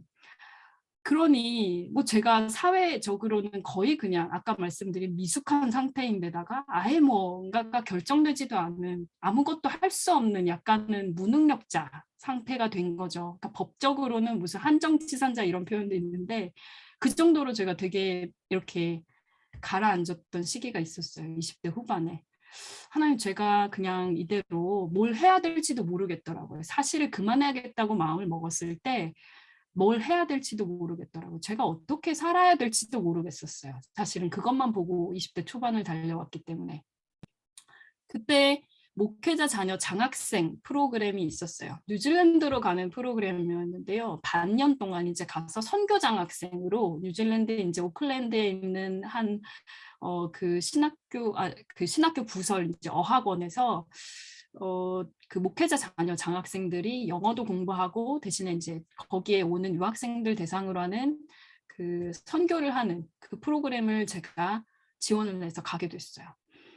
그래서 그러니까 제 삶에 사실은 한 3번 정도의 변곡점이 있는데 그 첫 번째 변곡점이 그때였어요. 뉴질랜드 이제 선교 장학생으로 가게 됐을 때. 그때 거기에서 저랑 동갑내기에 20대 후반이죠. 27이었는데 20대 후반에 그 일본인 기독교인 친구를 만나게 됩니다. 그러니까 그 친구는 저는 이제 사실 공부를 다 내려놓고 내가 뭘 해야 될지 모르겠다는 마음으로 왔는데 그때 그 친구는 어떤 상황이었냐면 그 친구가 이름이 이제 마키라는 친구인데요. 그 친구는 어머니가 그 신학교에 이제 진학을 해서 그러니까 목사가 되려고 하시다가 그러니까 일본에서요. 신학교에 진학해서 목사가 되려고 준비를 하고 계시다가 졸업을 한 달 정도 앞두고 갑자기 이제 암이 발병을 해서 갑자기 돌아가시게 돼서 그 충격으로 이 친구는 내가 우리 엄마가 왜 갑자기 이렇게 돌아가셨지? 하나님이 왜 데려가셨지? 이거에 대한 고민이 있어서 뉴질랜드에 이제 잠시 요양차 왔던 친구였어요. 근데 일본은 아시는 것처럼 기독교인 인구가 채 1%도 되지 않거든요. 그러다 보니까 이 친구는 본인의 신앙도 내가 어떻게 신앙생활을 해야 될지도 잘 모르고 내가 성경을 어떻게 읽어야 될지도 모르겠다고 저한테 얘기를 하더라고요. 그래서 처음에 뭐 이 친구랑 그 목적이 이끄는 삶, 리거렌 목사님 그때 한참 유행했었던 40개 그 과가 있는데요. 리거렌 목사님 그 책을 영어로 된 거 어렵지 않거든요. 그래서 둘이 그거를 매주 만나서 제가 나누기로 했어요. 같이 읽고 서로 궁금한 거 나누고 성경 읽다가 모르는 거 이야기하고 선교장학생이라고 말씀드렸잖아요. 그래서 이제 일주일에 한 번씩 저희가 거기에 기도 동산이라는 곳에 올라가서 기도도 하고 그러면서 이 친구랑 그 6개월 동안 너무나 이제 친밀하게 된 거죠. 이게 이 친구는 자기가 일본으로 돌아가기 전에 말씀에 대해서 성경에 대해서 너무 잘 알고 싶었는데 너무 잘 알려줘서 고맙다. 그리고 또 하나는 본인이 이제는 내가 기독교인이라고 가서도 말할 수 있을 것 같다. 왜냐면 일본에서는 기독교인이라고 얘기를 하잖아요. 그러니까 자기가 이제 뭐 중고, 여중, 뭐 여고 이런 데서 이제 자기랑 친한 친구들 사춘기 시기에 자기가 기독교인이라고 말하면 이 친구들은 놀러 가는 데가 보통 이제 신사 같은 데서 막 가가지고 뭐 맛있는 거 소풍 가가지고 맛있는 거 먹고 막 하는데 얘가 기독교인이라고 하면 신사를 안 가니까 아예 이제 그때부터 좀 멀어진대요, 관계가. 그래서 어느 순간부터 자기가 기독교인이라고 말하는 게 너무 겁이 났다 얘기를 하더라고요. 사회에서 단절이 될까 봐, 관계가 멀어질까 봐. 근데 이제는 내가 기독교인이라고 말할 수 있을 것 같아. 그때 이제 제가 영어 이름을 글로리아라고 썼는데 글로리아 그럴 것 같아라고 얘기를 했고 이 친구랑 일주일에 한 번씩 그렇게 이제 말씀을 나누면서 제가 뭘 해야 될지 모르겠다는 게 이제 다시 한국으로 돌아가야 되는 시점이 됐어요. 6개월 지나고 이 친구는 일본으로 가고 저는 한국으로 가야 되는데 제가 그 전까지는 한 번도 제가 이제 신학을 아버지가 목회자이시지만 제가 신학을 공부해야겠다는 생각은 정말 단 한 번도 한 적이 없었어요. 제가 공부를 너무 못하는 사람들이 신학교에 간다고 생각했어요. 환희 전도사님 죄송하지만 그렇게 생각을 했었어요. 왜냐면 아유 그냥 세상에 어떻게 보면은 제일 끝에 몰린 사람들이 하나님 찾고 말하자면 목사님 딸인데도 그렇게 생각했어요. 그런 사람들이나 하나님 찾고 그런 사람들이나 신학 공부하고 그렇겠지. 그러다 보니까 제 안에 그 교만을 하나님이 낮추시는 과정이 20대 그리고 또 30대 초반까지 있었고 그래서 저는 특히 여성이 신학을 공부하는 거에 대해서는 한국에서 제가 여자 목사님을 한 번도 본 적이 없거든요. 여러분은 지금 보고 계시지만 전 한 번도 본 적이 없었어요. 그래서 도저히 상상이 되지 않았죠. 근데 그 뉴질랜드 6개월 생활을 마치고 다시 돌아오는 길에 힐송교회, 이제 호주 힐송교회에 제가 들르게 됐는데 거기에서 여성 목회자를 보게 돼요. 설교하시는 분, 여자분이 설교를 그 엄청난 스타디움 같은 교회 안에서 갑자기 그 커다란 그 수많은 그 힐송 처치 그 멋있는 찬양들이 다 끝난 뒤에 한 여자분이 너무나 가녀린 분이 올라와서 말씀을 전하시더라고요. 거기에 제가 굉장히 충격을 받았어요. 아, 내가 왜 여성이라고 해서 하나님 말씀 전하지 못할 거라고 생각했을까라는 생각을 그때 처음으로 하게 됐고 다시 이제 한국에 돌아오면서 이제 신학 공부를 시작을 하게 됐죠. 그게 이제 30대고요. 두 번째 변곡점은 그러니까 제가 목사 안수를 받는 거였는데 제가 신학교에 갔지만 제가 처음에 지금 말씀드린 것처럼 내가 말씀을 전했을 때 누군가의 한 사람의 삶이 변하는 걸 제가 봤지만 특별히 언어가 통하지도 않는 다른 나라 사람이 그렇게 변하는 걸 봤지만 제가 자신이 없었어요. 내가 목사가 된다는 것까지는 안수를 받는 것까지는 또 다른 의미의 헌신이 필요했기 때문에 신학교까지 갔지만 그 자신이 없었는데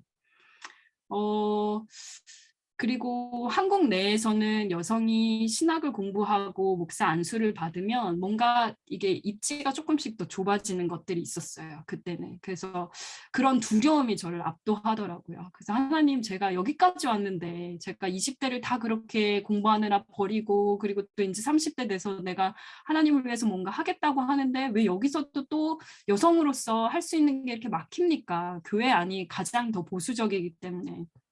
그런 것들을 제가 경험하면서 하나님 제가 여기에서 어떻게 더 나아갈 수 있을까요? 길을 보내달라고 저를 책임지시라는 기도를 그때는 정말 많이 했었어요. 주님 저를 여기까지 데려오셨으면 책임지시라고 그 기도를 했었는데 정말 감사하게도 그때 이제 저희가 그 교환학생 제도가 있었어요. 신대원에. 그래서 이제 교환학생 제도를 통해서 제가 이제 미국에 있는 신학교에 이제 가게 됐고 그곳에서 미국 장로교회에서 안수받고 너무나 활동적으로 사역하고 계시는 여성 목사님들을 많이 만나게 됐어요.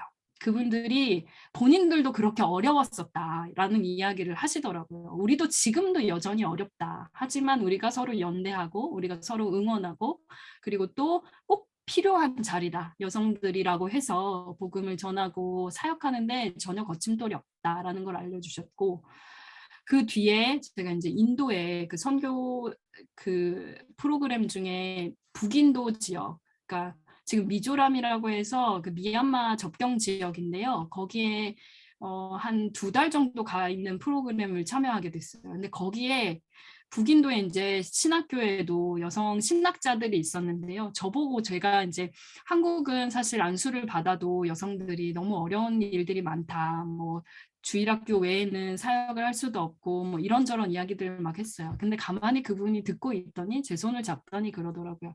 한국에서 그 여성들이 안수를 받기 위해서 얼마나 오랫동안 노력했는지 우리는 이야기를 들었다. 근데 인도는 내가 신학교 교수지만 아직도 안수를 받을 수 없다. 그래서 네가 목사 안수를 받고 꼭 다시 인도에 돌아와서 설교해 줬으면 좋겠다. 우리도 한국 그 신학자들이 그렇게 했던 것처럼 한국 여성들이 그렇게 안수를 받은 것처럼 우리도 받을 때까지 노력하겠다. 그 얘기를 하시더라고요. 그래서 제가 안수를 받아야겠다라는 마음을 먹었죠. 그리고 이제 한국에서 이제 안수를 받게 됐고, 세 번째 변곡점은 제가 독일로 오게 된 이야기인데요. 독일로 오게 된 게 2019년 10월이었습니다. 그 2019년이 혹시 굉장히 그 100주년 기념 행사들이 많았었는데요. 3.1운동 100주년이었어요. 2019년이. 그래서 1919년 3.1운동 그리고 2019년 해서 100주년 기념 행사들을 많이 했었는데, 제가 이제 사역하던 교회가 그 종로의 연동교회라는 곳인데요. 거기가 이제 최초의 한국에서 처음으로 주일학교가 시작된 교회이기도 하고, 그리고 거기가 종로 한 가운데 있다 보니 거기에서 굉장히 많은 분들이 3.1운동에 참여를 하셨어요. 심지어 거기 교회 전도사님들, 그리고 또 거기 교회 교사들, 어린이들, 뭐 정신여고 학생들, 뭐 그다음에 경신고 남학생들 뭐 이렇게 해서 태극기도 뭐 그 옆에 큰 나무에다 숨겨놨다는 얘기도 있고, 그리고 또 거기에다가 뭐 그 밑에 등사판 했다는 것도 있고. 근데 저는 그 교회에서 사역을 하면서도 그걸 그 3.1운동 기념예배 드릴 때까지도 모르고 있었거든요. 그래서 너무 충격을 받았어요.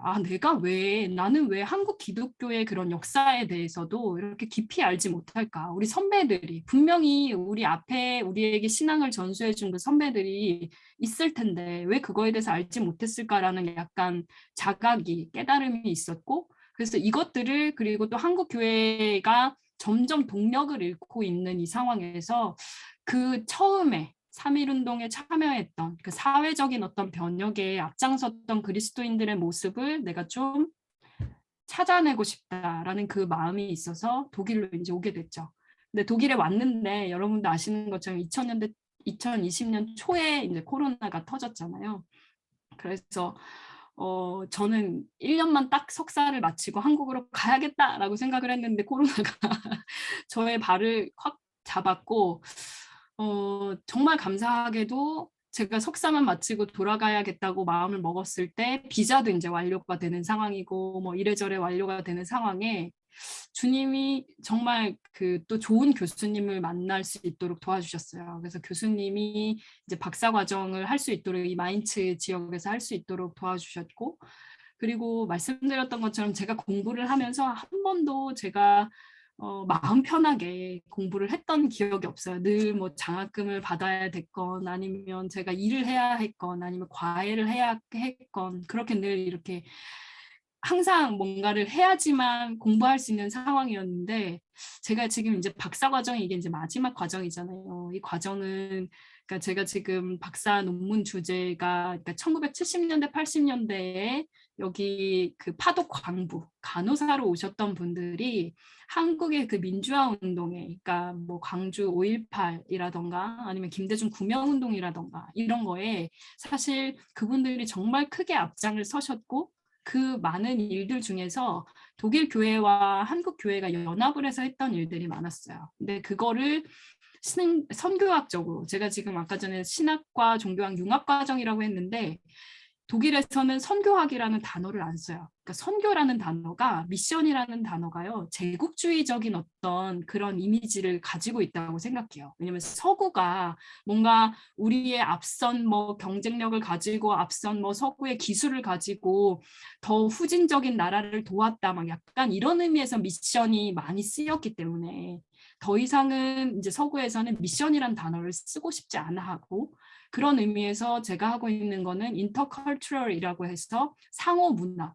그러니까 독일에서 우리한테만 가르쳐 주는 게 아니라요, 우리가 독일을 가르쳐 줄 수도 있는 거예요. 독일 신학에서만 배워야 하는 게 아니라요, 한국 신학자가 거꾸로 독일을 도전할 수 있는 거예요. 아프리카 신학자가 거꾸로 서구 신학자들을 도전할 수 있는 거죠. 더 이상 서구가 기독교인의 어떤 가장 모델이 된다고 말할 수가 없는 상황이 됐거든요, 여기에서도.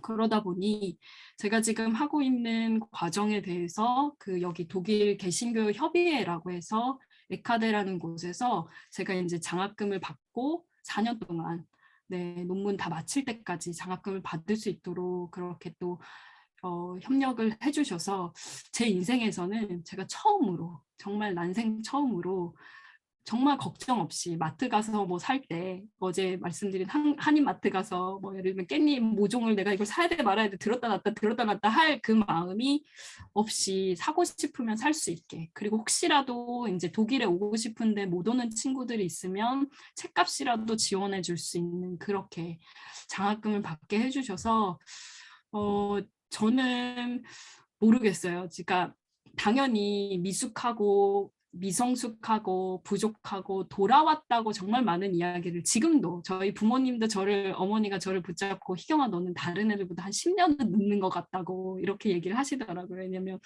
아유 뭐 공부도 그렇고 뭐 지금 뭐 그런 거 뭐 이래저래 이제 얘기를 막 이렇게 넋두리처럼 하시는데, 그래도 하나님이 그 정하신 그 시간 안에 제가 있다는 그 확신이 있고, 그래서 제가 여러분들에게 뭐 제 삶이 이렇게 돌아왔어요라고 이제 말씀을 드리는 이유가 분명히 각자의 자리에서 고민하시는 부분들이 다 다를 거라고 생각을 해요. 나이대도 다 다르고요. 뭐 어떤 분은 아까 전에 기도해 주신 것처럼 어떤 분은 이제 막 이제 학교, 대학교에 들어가서 적응하는 분이 계실 수도 있고, 또 어떤 분은 이제 직장 가야지, 그리고 또 직장 가서는 그 다음에 결혼해야지, 그 다음 결혼하고는 또 그 다음 이제 굉장히 많은 굴곡들이 있는데, 그 안에서 나라는 한 사람을 하나님이 어떻게 보고 계실까를 늘 생각해 주셨으면 좋겠어요. 그래서 그리스도인으로 산다는 게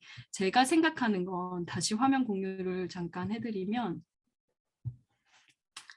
제가 독일에서 그 코로나 시기를 겪다 보니까 이 시기에 뭘 했냐면요. 그 전염병에 관해서 굉장히 많이 생각을 했어요. 그래서 처음 그리스도인들은 어떻게 했을까. 그래서 그 역사학자였던 윌리엄 맥닐의 이 책을 이제 읽게 됐는데, 전염병의 세계사라는 책에 중간에 그 이야기가 나와요. 로마가 멸망한 가장 큰 이유 중에 하나가 전염병이 갑자기 돌았을 때 로마가 대비되어 있지 않았었기 때문이거든요. 근데 이 사람이 이제 역사학자가 이렇게 기술을 해놨더라고요. 뭐라고 얘기를 하냐면, 그리스도 교도들이 그 당대에 다른 이교도들보다 우위에 있었던 점 하나가 뭐냐면, 굉장히 무서운 그 전염병이, 흑사병이 기승을 부리는 시기에도 병자들을 돌보는 걸 하나의 종교적인 어떤 의무라고 생각을 해서 돌봤다는 거죠.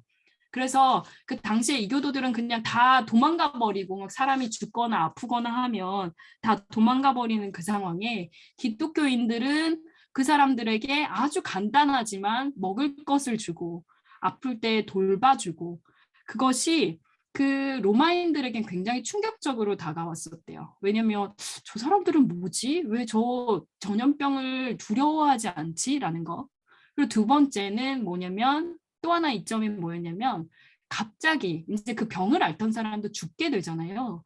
그렇게 갑작스럽고 충격적인 죽음 앞에서도 우리의 삶이, 인간의 삶이 의미 있다라고 여기게 가르쳐줬던 그런 신앙의 힘이 그 사람들에게는 굉장히 충격적이었다는 거죠.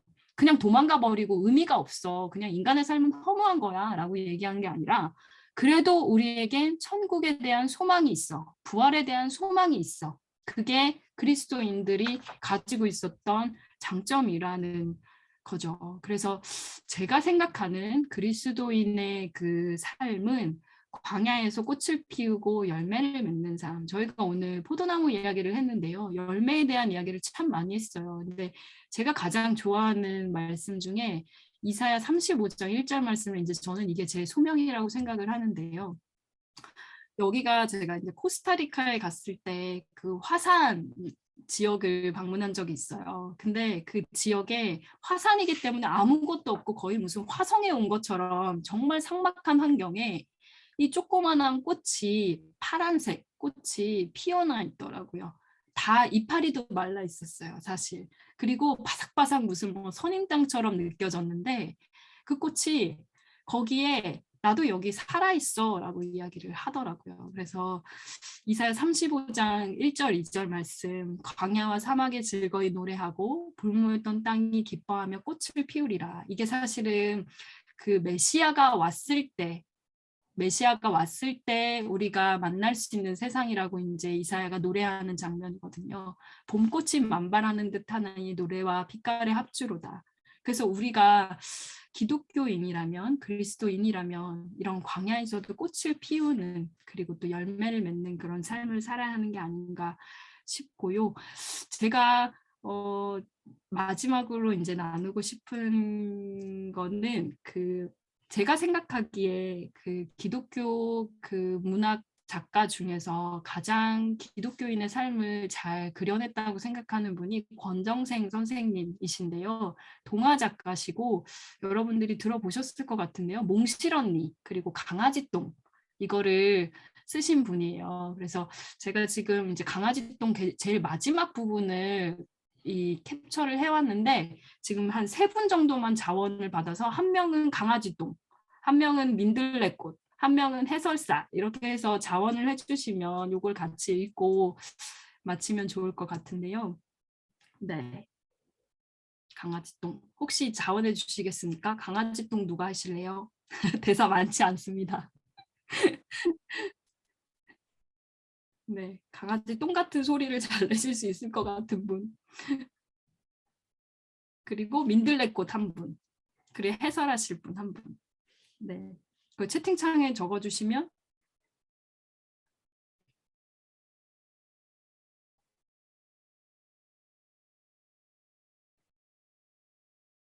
네, 다들 망설이시는 건가요? 아니면 네, 채팅창에 좋습니다. 민들레가 2분인데요? 너가 그러면 한 분이 강아지 똥을 해주셔야 될 것 같아요. 네. 네, 알겠습니다. 감사합니다. 한 분이 그럼 해설?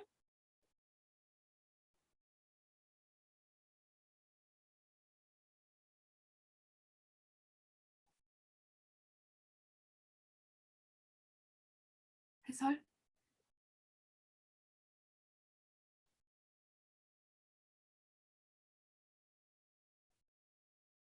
해설?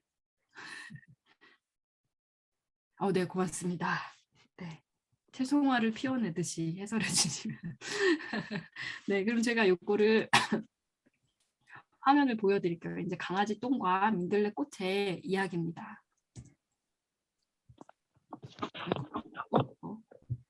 네. 자, 해설이 먼저. 시작할게요. 네. 보슬보슬 봄비가 내렸어요. 강아지 똥 앞에 파란 민들레 싹이 돋아났어요.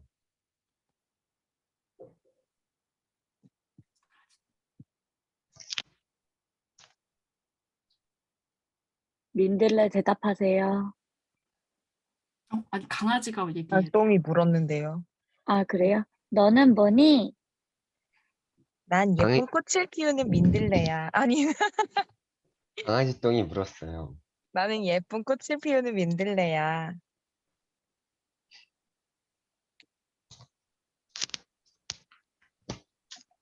얼마만큼 이쁘니? 하늘의 별만큼 고우니? 그래, 방실방실 빛나. 어떻게 그렇게 예쁜 꽃을 피우니?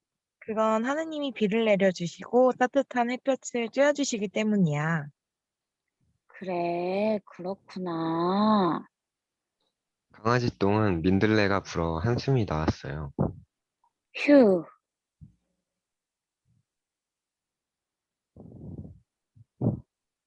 그런데 한 가지 꼭 필요한 게 있어. 민들레가 말하면서 강아지 똥을 봤어요. 네가 걸음이 돼줘야 한단다. 내가 걸음이 되다니? 내 몸뚱이를 고스란히 녹여 내 몸속으로 들어와야 해. 그래야만 별처럼 고운 꽃이 핀단다.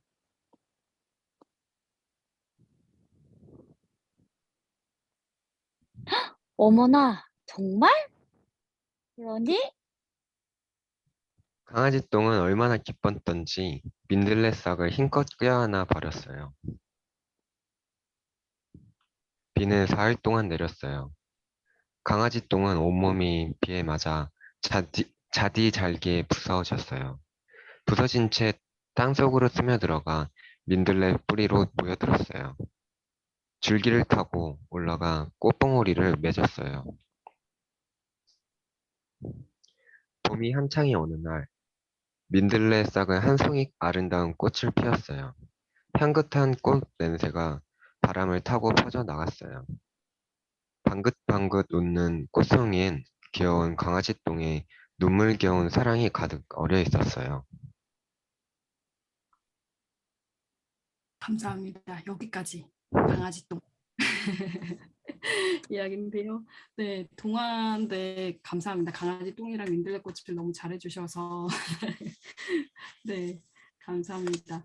약간 너무 추상적이거나 혹은 뭐 어떤 이미지로 형상화되는 거일 수도 있지만 그리스도인의 삶은 그렇게 단순하지 않아요. 여러분이 생각하는 것 이상으로 사실은 더 많은 헌신이 필요하고 그리고 더 많은 결단이 필요하고 그리고 제 삶도 그렇고 그렇다고 해서 우리가 완성되지 않은 지금 모습 그대로일 거라고는 주님도 생각하지 않으시고 그 길을 주님이 계속 인도하고 계시고 갈 바를 알지 못하고 나갔던 아브라함처럼 우리도 지금 다 이해할 수는 없어요. 아까 말씀드린 것처럼 저는 분명히 법을 공부했는데 나중에 알고 보니까 말씀을 읽고 있었다. 이것처럼 나는 왜 지금 이걸 해야 되지? 라는 생각이 드는 그 순간에도 분명히 하나님은 알고 계시고 분명히 옆에 계시고 기다리고 계시고 지켜보고 계시고 그걸 잊지 않으셨으면 좋겠고 우리가 정말 이 민들레 꽃처럼 꽃을 피워내는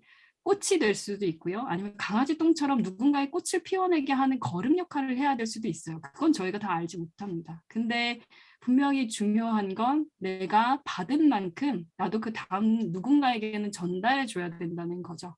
포도나무가 열매를 맺어서 주님이 그 마셨던 포도주가 됐던 것처럼 그리고 그 포도주를 함께 나눠 마셨던 제자들이 자신들의 삶을 다 들여서 그 복음을 전했던 것처럼 우리도 지금 누군가에게 내가 사는 이 삶이 증거가 될 수 있도록 그렇게 살아낼 수 있으면 좋겠다는 생각이 들고요. 채송화 꽃이 꼭 필 수 있기를 그리고 우리가 지나다니는 그 길에 민들레 꽃을 볼 때마다 아 이게 기독교인의 삶일 수도 있겠다라고 생각을 해주셨으면 좋겠습니다. 제가 오늘 준비한 내용은 여기까지고요. 그 다음은 아마 이제 전도사님께서 해주시면 될 것 같아요. 감사합니다. 감사합니다. 예, 우리 박수로 목사님의 말씀을 마무리하도록 하겠습니다. 첫 번째 세션도 한 40분, 그리고 두 번째 세션도 한 40분 해서 거의 80분, 8, 90분 가까이 긴 시간 동안 좋은 말씀 또 지금까지 있었던 삶의 이야기들을 잘 또 나눠주셔서 너무 감사하고요.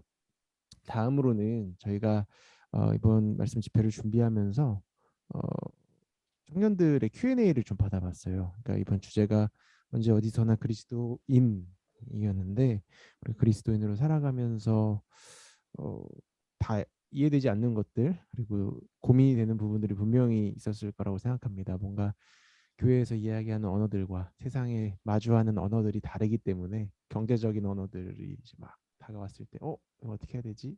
나는 그리스도인 그러면 어떻게 살아야 되지?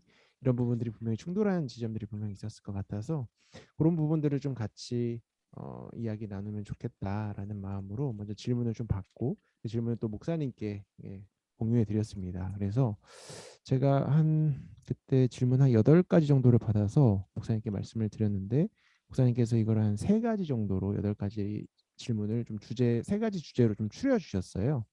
그래서 첫 번째로는 이제 그리스도인과 세상이라는 주제였고 두 번째는 그리스도인과 성품 그리고 세 번째는 그리스도인의 본질이라는 이렇게 3개의 주제로 줄여 주셨습니다. 그래서 첫 번째 같은 경우에는 그리스도인과 세상인데 뭐 질문들이 뭐 이런 것들이었습니다. 뭐 기독교인들이면 타로 좀 봐도 되나요? 혹은 뭐 기독교인들이면 뭐 술 마셔도 되나요? 뭐 이런 것들이었고요. 두 번째로는 이제 성품에 관련된 것들. 그래서 뭐 나한테 막 상처를 준 사람이 있는데 그리스도인들은 원수까지도 사랑해야 되고 막 용서하는 삶을 살아야 된다는데 정말 그게 가능할까요? 이렇게 정말로 현실적인 정말 실존적인 어떤 고민들을 던져준 분들도 있었고, 세 번째는 이제 그리스도인과 본질이었는데, 그렇다면 내가 이렇게 삶을 살아가면서 이게 교회를 다닌다는긴 하는데, 이게 교회를 다니는 게 어떤 의미지 나한테? 그냥 습관적으로 다니는 거 아닌가? 아무튼 이런 또 고민들에서 오셔서 고민들이 있으셔서 또 나눠주신 분들이 있었습니다. 그래서 지금부터 좀 간단하게 목사님께서 지금 나눠주신 주제들에 대해서 좀 하나씩 네, 좀 정리해 주시면서 말씀해 주시면 좀 좋을 것 같은데요. 한번 그러면 목사님 다시 네, 마이크를 네, 켜주셔서 진행을 좀 해주시겠어요, 그러면? 질문을 전도사님이 저한테 이제 공유를 해주셔서 제가 봤는데, 그러니까 첫 번째 그 질문 같은 경우는 그리스도인은 정말 술을 마시면 안 되나? 이 질문은 제가 이 질문이 아직도 나오는구나. 그게 되게 한편으로는 이 질문이 계속 있어요. 한국 특히 그리스도인들은 이 질문을 안 하는 청년들이 없는 것 같아요. 늘 이 고민이 있는 것 같고, 그리고 또 하나는 이제 사주나 타로에 대한 얘기, 미신에 대한 뭐 그런 거잖아요. 그리고 이제 불안한 마음을 어떻게 이제 달래야 되는지, 세상적인 방법으로 할 수 있는 건지, 특히 이제 이런 워낙에 한국이 그런 의외로 한국을 종교학적으로 보면요, 한국이 샤머니즘이 굉장히 강한 나라라고 나와요. 일본보다 더 빨간색으로 표시가 되더라고요. 그래서 전 되게 놀랐는데, 저희 교수님이 이제 제가 신학과 종교학 융합 과정이다 보니까 종교학 개론 시간에 무슨 설명을 하셨냐면, 자기가 한국에 갈 때마다 식당에 그 앞에 그 부적 붙어 있는 걸 얘기를 하시는 거예요. 그래서 그런 거는 다시, 그러니까 세상에 어떤 그 나라에서도 보기 힘들다 이렇게 얘기하고, 대신에 이제 기독교인들은 대신에 그 부적 대신에 이제 말씀을 보통 붙여 놓잖아요. 그래서 그러니까 과연 그걸 우리가 어떻게 구별할 수 있을까 그 생각을 했고, 술을 마시는 거는 제가 뭐 오늘도 계속 와인 얘기를 많이 했기 때문에 직접적으로 제가 마시면 안 됩니다, 마시면 죽어요 이렇게 얘기할 수는 없고요. 제가 지금 사실 답변 드리는 것도 정답은 아니지만 이제 저도 그 질문에 대해서 내가 만약에 이런 고민이 생겼을 때 어떻게 답을 할까라고 그냥 받아주셨으면 좋겠고, 먹든지 마시든지, 그러니까 바울이 고린도 교회에 보통 그 얘기했던 거를 정말 많이 얘기하잖아요. 고린도 교회에 보낸 편지. 근데 거기에 고린도 교회가 원래 고린도전서 13장이 사랑장이라고 알려져 있는데, 그러면 고린도 교회가 정말 사랑이 많았기 때문에 그 이야기를 할 수 있었던 거냐? 그게 아니거든요. 사랑이 없던 곳이기 때문에 사랑에 대해서 이야기한 거거든요. 그래서 고린도 교회가 정말 문제가 많은 교회라서 뭐 술 마시는 문제라던가 뭐 아니면 음식 문제라던가 뭐 여러 가지 문제에 대해서 정말 많이 이야기를 하는데, 거기서 바울이 제시한 기준은 딱 두 가지였어요. 뭐였냐면, 그런즉 너희가 먹든지 마시든지 무엇을 하든지 하나님의 영광을 위해서 하라고. 내가 술을 마시는 게 이게 하나님의 영광이 될까? 그럼 이거 이제 그다음에 이제 내가 그러면 사주를 보고 타로를 보는 게 영광이 될까? 그 기준 하나고, 그리고 또 하나는 뭐냐면 모든 것이 가하나라고 얘기를 했어요. 그러니까 모든 것이 가능해요. 할 수 없는 건 아니에요. 할 수 있어요. 기독교인이라도 술을 마실 수 있고요. 기독교인이라도 사주나 타로를 볼 수 있어요. 근데 그 모든 게 유익하지는 않다고 얘기를 해요. 내가 왜 사주를 보려고 할까? 내가 왜 타로를 보려고 할까? 내 마음 상태를 한번 봤으면 좋겠어요. 그 불안함을 내가 왜 말씀이나 혹은 주님이 주시는 다른 방법으로 해결하지 않고, 왜 세상이 이야기하는 뭔가 정확해 보이는, 더 명확해 보이는, 그리고 내가 이 술을 마시면 저 사람하고 관계를 더 좋게 할 수 있을 것 같은 그런 불안한 마음에서 내가 이거를 하려는 게 아닌가라는 걸 보시면 돼요. 그러면 술을 마시거나 안 마시거나 큰 의미가 없어요. 그러니까 사실은 뭐 본인이 힘들어서 뭐 아니면 이제 뭐 사람들 관계 때문에 사실은 이제 술을 마셔야 되거나 직장 생활 때문에 이제 마셔야 되는 상황들이 생기거든요. 거기에서 한 걸음 넘어갈 수 있으면 좋겠어요. 그러니까 이거를 그 현상을 어떻게 보면은 내가 이걸 했기 때문에 나는 기독교인으로서 내가 너무 잘못한 거야, 죄책감을 갖거나 자책을 하거나 그럴 필요는 없고요. 하지만 내가 왜 이걸 선택했는지에 대해서 본인이 명확한 답을 가지고 있었으면 좋겠어요. 그러니까 이게 그리고 또 이제 계속 얘기하는 게 바울이 모든 것이 가하지만 모든 것이 덕을 세우는 건 아니라고 얘기를 했거든요. 저 사람 교회 다닌다고 했는데, 저 사람 목사님이라고 했는데, 저 사람 집사님이라고 했는데 왜 저렇게 술 마시지? 저 사람이 왜 저기에서 저렇게 일 처리를 저렇게밖에 못하지? 네, 덕이 되지 않는 거죠. 다른 사람에게는. 다른 사람의 눈치를 보라는 거는 아니고요. 나를 위해서 하는 게 아니라 내가 그냥 즐겁고 내가 막 놀려고 이렇게 하는 게 아니라 내가 하고 있는 그 일이 하나님 안에서 어떻게 해석이 되고 다른 사람들에게 이게 어떻게 비춰질지 그걸 좀 생각하고 했으면 좋겠어요. 네, 그래서 그 부분에 대해서는 그렇게 고린도전서에 나와 있는 바울의 말씀을 아주 사실은 네, 제너럴하지만 네, 답변을 드리겠습니다. 그리고 두 번째는 그리스도인의 성품인데 용서와 미움에 대한 질문이 있었어요. 저는 이게 질문 보면서 되게 마음이 아팠는데 상처를 준 사람을 용서를 해야 되냐, 그리고 계속 미워하는 마음을 갖고 있으면 안 되냐. 근데 이 질문 자체에 답이 있어요. 그러니까 용서를 해야 하냐고, 그러니까 이게 의무냐고 물어보고 있거든요. 그걸 꼭 해야 되는지 꼭 할 필요는 없어요. 아까 말씀드린 것처럼 모든 것이 가해요. 그러니까 내가 용서하지 않을 수 있어요. 근데 성경에서 용서하라고 이야기하고 사실 미워하는 마음을 갖지 말라고 하는 거는 이제 본인을 위해서 그렇게 하거든요. 저도 용서를 못하는 사람이 있었어요. 제가 뉴질랜드에 갔을 때 그 얘기를 아까 했는데 저는 뉴질랜드 생활이 그 이제 마키라는 일본인 친구를 만나서 제 인생에 굉장히 중요한 변곡점이 됐지만 또 한편으로는 제 신앙에 있어서는 굉장히 좌절감을 겪었던 시기이기도 해요. 제가 생각했던 선교랑 그곳에서 말하는 선교가 너무 달랐어요. 그냥 예수천당 불신지옥 아니면 예수를 잘 믿으면 당신은 말하자면 성공할 수 있습니다. 그런 복음을 이야기하셨거든요. 아니면 제가 11조 잘하고 주일 성수에서 주님이 저에게 이렇게 큰 복을 주셔서 저는 이렇게 큰 빌딩을 샀습니다. 막 약간 이런 걸 자랑하시는 분이셨어요. 그래서 제 신앙이랑 너무 많이 부딪혔고 그곳에서 이제 굉장히 상처를 많이 받았죠. 그래서 돌아와서도 한 몇 년간은 계속 시달렸던 것 같아요. 용서하고 싶지 않은 마음 때문에. 주님, 전 그때 그거 너무 힘들었는데요. 저는 그 부분 이해할 수 없고 왜 저 사람을 저렇게 사랑하세요? 전 하나님이 이해가 더 안 됐어요. 그 사람은 뭐 그냥 제껴버리면 되는데 하나님이 왜 저런 사람도 저렇게 하실지 이게 이해가 안 됐거든요. 근데 시간이 일단은 조금 해결을 해줬고요. 용서할 수 있는 마음 잊어지게 하시더라고요. 그 마음이 들었고 제가 용서를 생각을 하게 됐던 계기가 보면 예수님이 부활하시고 난 다음에 제자들을 만나고 나서 제일 먼저 한 말씀이 뭔지 아세요? 서로 용서하라였어요. 서로 용서하라. 왜냐면 제자들도 서로 용서를 못했거든요. 너 때문에 예수님 죽었어. 그때 네가 이렇게 했어야지. 뭐 네가 이렇게 해가지고 예수님이 이렇게 됐어. 서로 비난하고 있었어요. 근데 예수님은 그때 뭐라고 하셨냐면 예수님이 서로 용서하라고 말씀하세요. 다른 거 아니고. 근데 그 용서가요. 내 힘으로 안 되고요. 그 다음에 하신 말씀이 중요한데 성령을 받으라고 말씀하세요. 그러니까 그때까지는 내가 내 마음으로 용서를 할 수가 없어요. 내 힘으로 용서할 수 없다는 걸 인정하셨으면 좋겠고 질문하신 분이 그래서 미워하는 마음이 들더라도 주님 저는 용서 못하겠는데요. 성령님을 주셔서 제 마음을 살펴볼 수 있게 해주시고 제가 용서할 수 있는 힘을 주세요.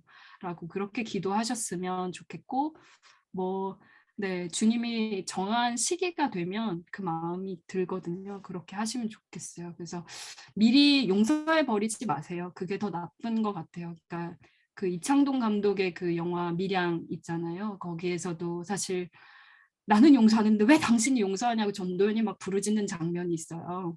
저는 그게 되게 마음이 아팠거든요. 그래서 너무 쉽게 우리가 용서하면 안 되겠다는 생각을 그때 했었어요. 기독교인들이 특히. 끝까지 벌 받을 건 벌 받아야 되고 잘못한 건 잘못했다고 우리가 지적하고 이야기해야 되는데 그냥 용서하지 마시고요. 네, 그렇게 주님의 도우심을 받아서 성령님 오실 때까지 그렇게 하시면 좋겠고 또 여기서 사실 질문이 그 돈과 직분에 대한 내용이 있었어요. 장로님이 되려면 돈이 있어야 된다고 하는데 목사님 그러면 직분을 아예 저는 받지 말아야 되나요? 라고 얘기를 하셨는데요. 받아야죠. 받아야죠. 장로님이 돈이 많이 필요하다고 말하는 그 기성세대의 문법에 우리가 도전해야죠. 그러라고 우리가 있는 거죠. 그 전까지 똑같이 했던 방식으로 우리가 하면 안 되잖아요. 그래서 돈으로 사실 우리 윗세대들은요, 그러니까 우리 기독교가 왜 한국 기독교가 지금 이렇게 힘을 잃었나를 생각을 해보면 그 사회의 발전과 함께 교회가 계속 발전을 해왔어요. 그러니까 교회가 부유해졌다고 이야기를 하죠. 근데 왜냐하면 그 당시에는 교인이면 아까 얘기한 것처럼 고지론처럼 내가 돈 많이 벌고 뭔가 더 많이 베푸는 사람이 되어야 내가 기독교인으로서 사회에서 목소리를 낼 수 있다고 생각했어요. 근데 지금 그렇게 수많은 돈 많은 기독교인들이 있는데도 점점 더 기독교인들의 목소리를 들어주는 사람이 없잖아요. 교회 다닌다고 말하는 게 부끄러워지고. 그게 기성세대의 문법이었다면 우리는 더 이상 그 방법으로는 안 됩니다라고 이야기할 수 있어야 되고, 그렇게 돈으로 직분을 사고 팔지 마십시오라고 이야기할 수 있어야 되고, 그렇기 때문에 받아야 돼요. 네. 그리고 네, 직분은 돈으로 사고 파는 게 당연히 아니고요. 저희 교회, 저희 아버지 사역하시는 교회가 그러니까 지금 이제 경기도 의정부에 있는 교회인데요. 할머니들이 많이 오세요. 근데 더 재밌는 게 뭐냐면 이분들이 저희 아버지가 막 설교하실 때 막 헌금 많이 하세요 막 이렇게 안 하시거든요. 절대 그런 설교도 안 하실 뿐더러 뭐 교회가 엄청 큰 교회가 아니기 때문에 돈이 막 나갈 그런 곳이 많지 않아요. 근데 할머니 분들은 교회 헌금 1,000원 하는 것도 아까워서 안 오신다는 분들이 계세요. 심지어 어떤 분은 약간 이제 나이가 많으셔가지고 오락가락 하시면 헌금 하셨던 걸 다시 달라고 하신대요. 다시 달라고 그 다음 주에 와가지고 내가 11주 지난주에 한 거 잘못했으니까 다시 달라고 이제 그렇게 하시는 분도 있는데 그럼 드리세요. 그냥 드리시는데요. 그러니까 돈은요 사실 우리가 헌금을 드리는 것도 말씀하시잖아요. 내 마음이 있는 곳에, 그러니까 내 보물이 있는 곳에 내 마음이 있다고 예수님 말씀하시거든요.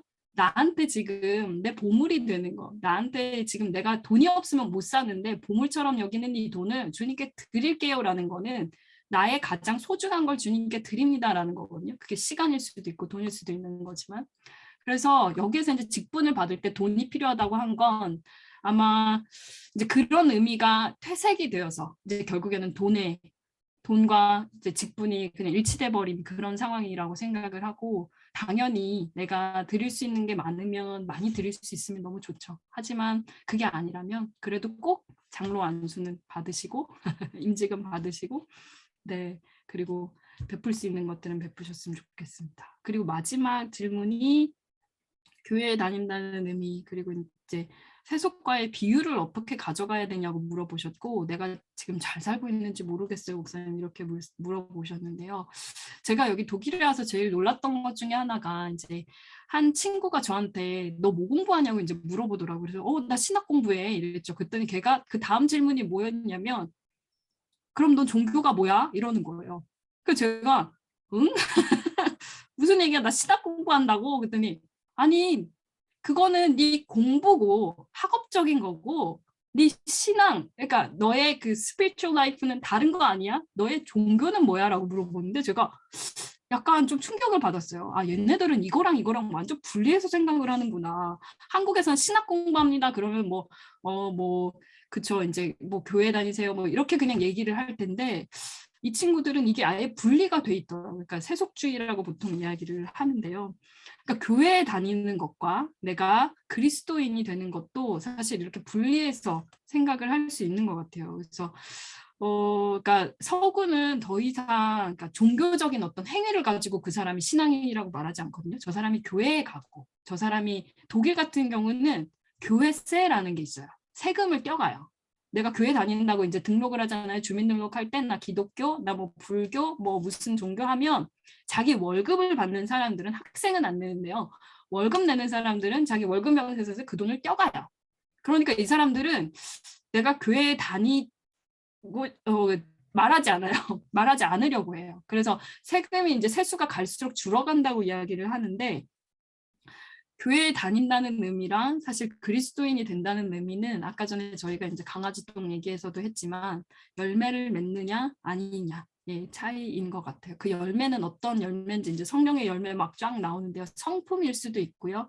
어떤 내가 삶에서 다른 사람에게 영향을 미치는 것일 수도 있고, 그리고 세속과의 비유를 이야기를 하셨는데 세속과의 비율은 저희가 살고 있는 게 세속이고, 그리고 또 교회 다니는 건 거룩한 분리되지 않는다고 생각해요. 세속과의 비율을 어떻게 가져갈 필요는 없어요. 당연히 예수님 잘 믿는 사람은요, 그 사회에서도 회사에서도 칭찬받는 사람이어야 돼요. 그게 당연한 겁니다. 그게 다르게 간다는 것 자체가 그 사람의 신앙에 어떻게 보면 문제가 있다고 생각을 해요. 그렇게 받으셨으면 좋겠고, 잘 살고 있는지, 그렇게 질문하시는 것 자체가 잘 살고 계시다는 증거입니다. 네. 그래서 약간 청년들 질문을 보면서 제가 참 좋아하는 시인 한민복 시인이 있는데요. 그 시인이 그 얘기를 했어요. 나를 위로하며라는 제목의 시인데, 이거는 뭐 사실 많이 아실 수도 있는데요. 삐뚤삐뚤 날면서도 꽃송이 찾아 앉는 나비를 보아라 마음아. 삐뚤삐뚤 날아가도 괜찮습니다. 꽃송이만 잘 찾아가셨으면 좋겠어요. 네. 네, 감사합니다. 굉장히 방대한 주제일 수도 있는데 이걸 굉장히 컴팩트하게 잘 또 이야기를 해주셔서 너무 감사합니다. 너무 감사합니다. 네, 감사하고요. 이제 우리가 이제 두 개의 순서만을 남기고 있습니다. 우리가 지금까지 나눴던, 목사님을 통해 들었던 이야기들을 좀 정리하는 마음으로 찬양하고, 그리고 마지막으로 이것을 다 거두는 마음으로 기도문을 하고 오늘 이 집회를 좀 마무리하려고 합니다. 혹시 목사님 죄송한데 그 서정길 회장님한테 그 화면 호스트를 좀 주실 수 있으실까요? 네네네, 저기 PPT 화면, 호스트를 좀 서정길 회장님께 좀 화면을 좀. 호스트를 제가 환희 전도사님한테 지금 지금 드렸어요. 저한테 있나요? 그러네요. 네. 네, 근데 그러면은 기록이 멈췄네요. 그러면 괜찮습니다. 좋고, 그러면은 설교자께 드리고 이 시간에 우리 저번에 사순절 기간에 우리가 함께 계속해서 나눴던 찬양이라서 다들 익숙하실 텐데, 선한 능력으로 우리 함께 이 시간 모든 시간을 좀 정리하고 또 결단하는 마음으로 우리 함께 좀 고백하면서 시간을 좀 나아갔으면 좋겠습니다. 서정 회장님 PPT 화면 한번 공유해 주시겠어요?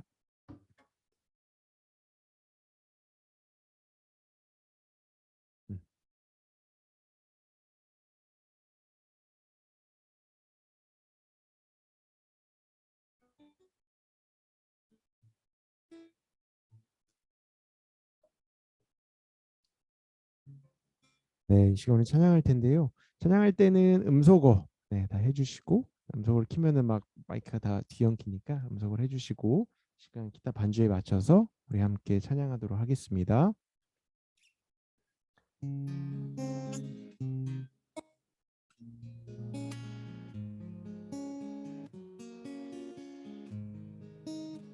함께 찬양하겠습니다. 그 선하님의 고요히 감싸요, 그 놀라운 평화를 누리며 나 그대들과 함께 걸어가네. 나 그대들과 하늘을 여네. 지나가 넘을 어둠의 날들이 무겁게 내 영혼 짓눌러도 오 주여 우릴 외면치 마시고 약속의 구원을 이루소서. 그 선한 힘이 우릴 감싸시니 믿음으로 일어나릴 기대하네. 주 언제나 우리와 함께 계셔 하루 또 하루가 늘 새로워. 그 선한 그 선한 힘에 고요히 감싸여 그 놀라운 평화를 누리며 나 그대들과 함께 걸어가네. 나 그대들과 하늘을 여네. 지나간 허물 어둠의 날들이 무겁게 내 영혼 짓눌러도 오 주여 우릴 외면치 마시고 약속의 구원을 이루소서. 그 선한 힘이 우릴 감싸시니 믿음으로 일어나릴 기대하네. 주 언제나 우리와 함께 계셔 하루 또 하루가 늘새. 우리 마지막으로 그 선한 힘이 우릴 감싸시니 믿음으로 일어나릴 기대하네. 주 언제나 우리와 함께 계셔 하루 또 하루가 늘 새로워.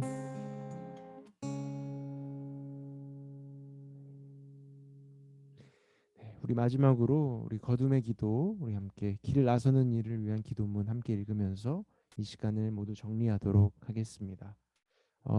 이 기도문 할 때는 다 음소거를 좀 풀어주시고요.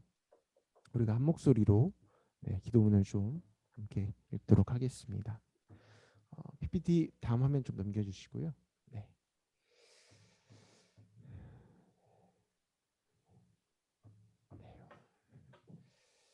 함께 다 이 기도문을 읽으면서 이 시간 좀 정리하도록 하겠습니다. 함께 읽겠습니다. 주님이 그대 앞에 계셔서 그대에게 그대에게 바른 바른 길을 길을 보이시길 바랍니다. 주님이 그대 주님이 그대 곁에 곁에 곁에 계셔서 계셔서 그대를 그대를 팔로 껴안아 지키시길 바랍니다. 바랍니다. 주님이 그대 그대 뒤에 계셔서 그대를 그대를 못된 사람들의 흉계에서 보존하시기 바랍니다.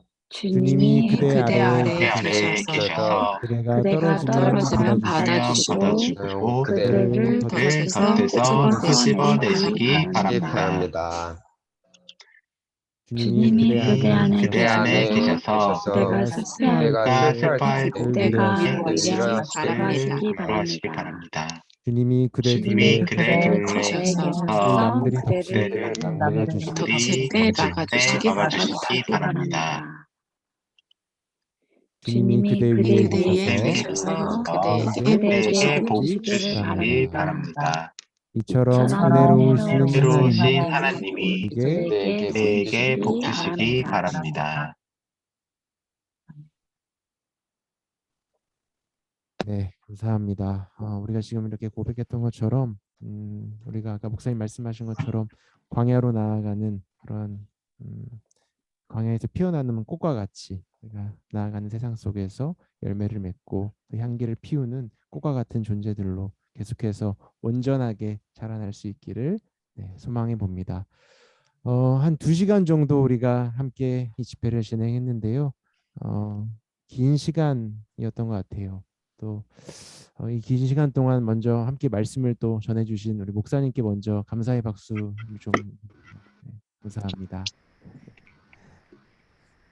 광고 말씀을 잠깐 하자면 내일 이제 어린이 주일 다 아시다시피 내일은 세대 통합 예배로 저희 전당에서 다 함께 전 세대가 모여서 예배를 드리고 청년부는 이전에 광고했던 것처럼 내일은 예배 후에 세대 통합 예배였으니까 예배 마치고 다 같이 이 인근의 서울식물원으로 함께 나들이들을 하도록 하겠습니다. 기대하는 마음으로 또 내일 즐거운 얼굴로 다 봤으면 좋겠고요. 긴 시간 동안 오늘 함께 해주셔서 너무 감사하고 또 앞으로 목사님의 또 공부와 또 여러 사역 위에서도 저희 교회 청년부가 계속해서 기도하도록 하겠습니다. 오늘 긴 시간 동안 말씀 나누셔서 너무 감사하고 또 함께 해주셔서 너무 감사합니다. 네, 감사합니다. 마무리하도록 하겠습니다.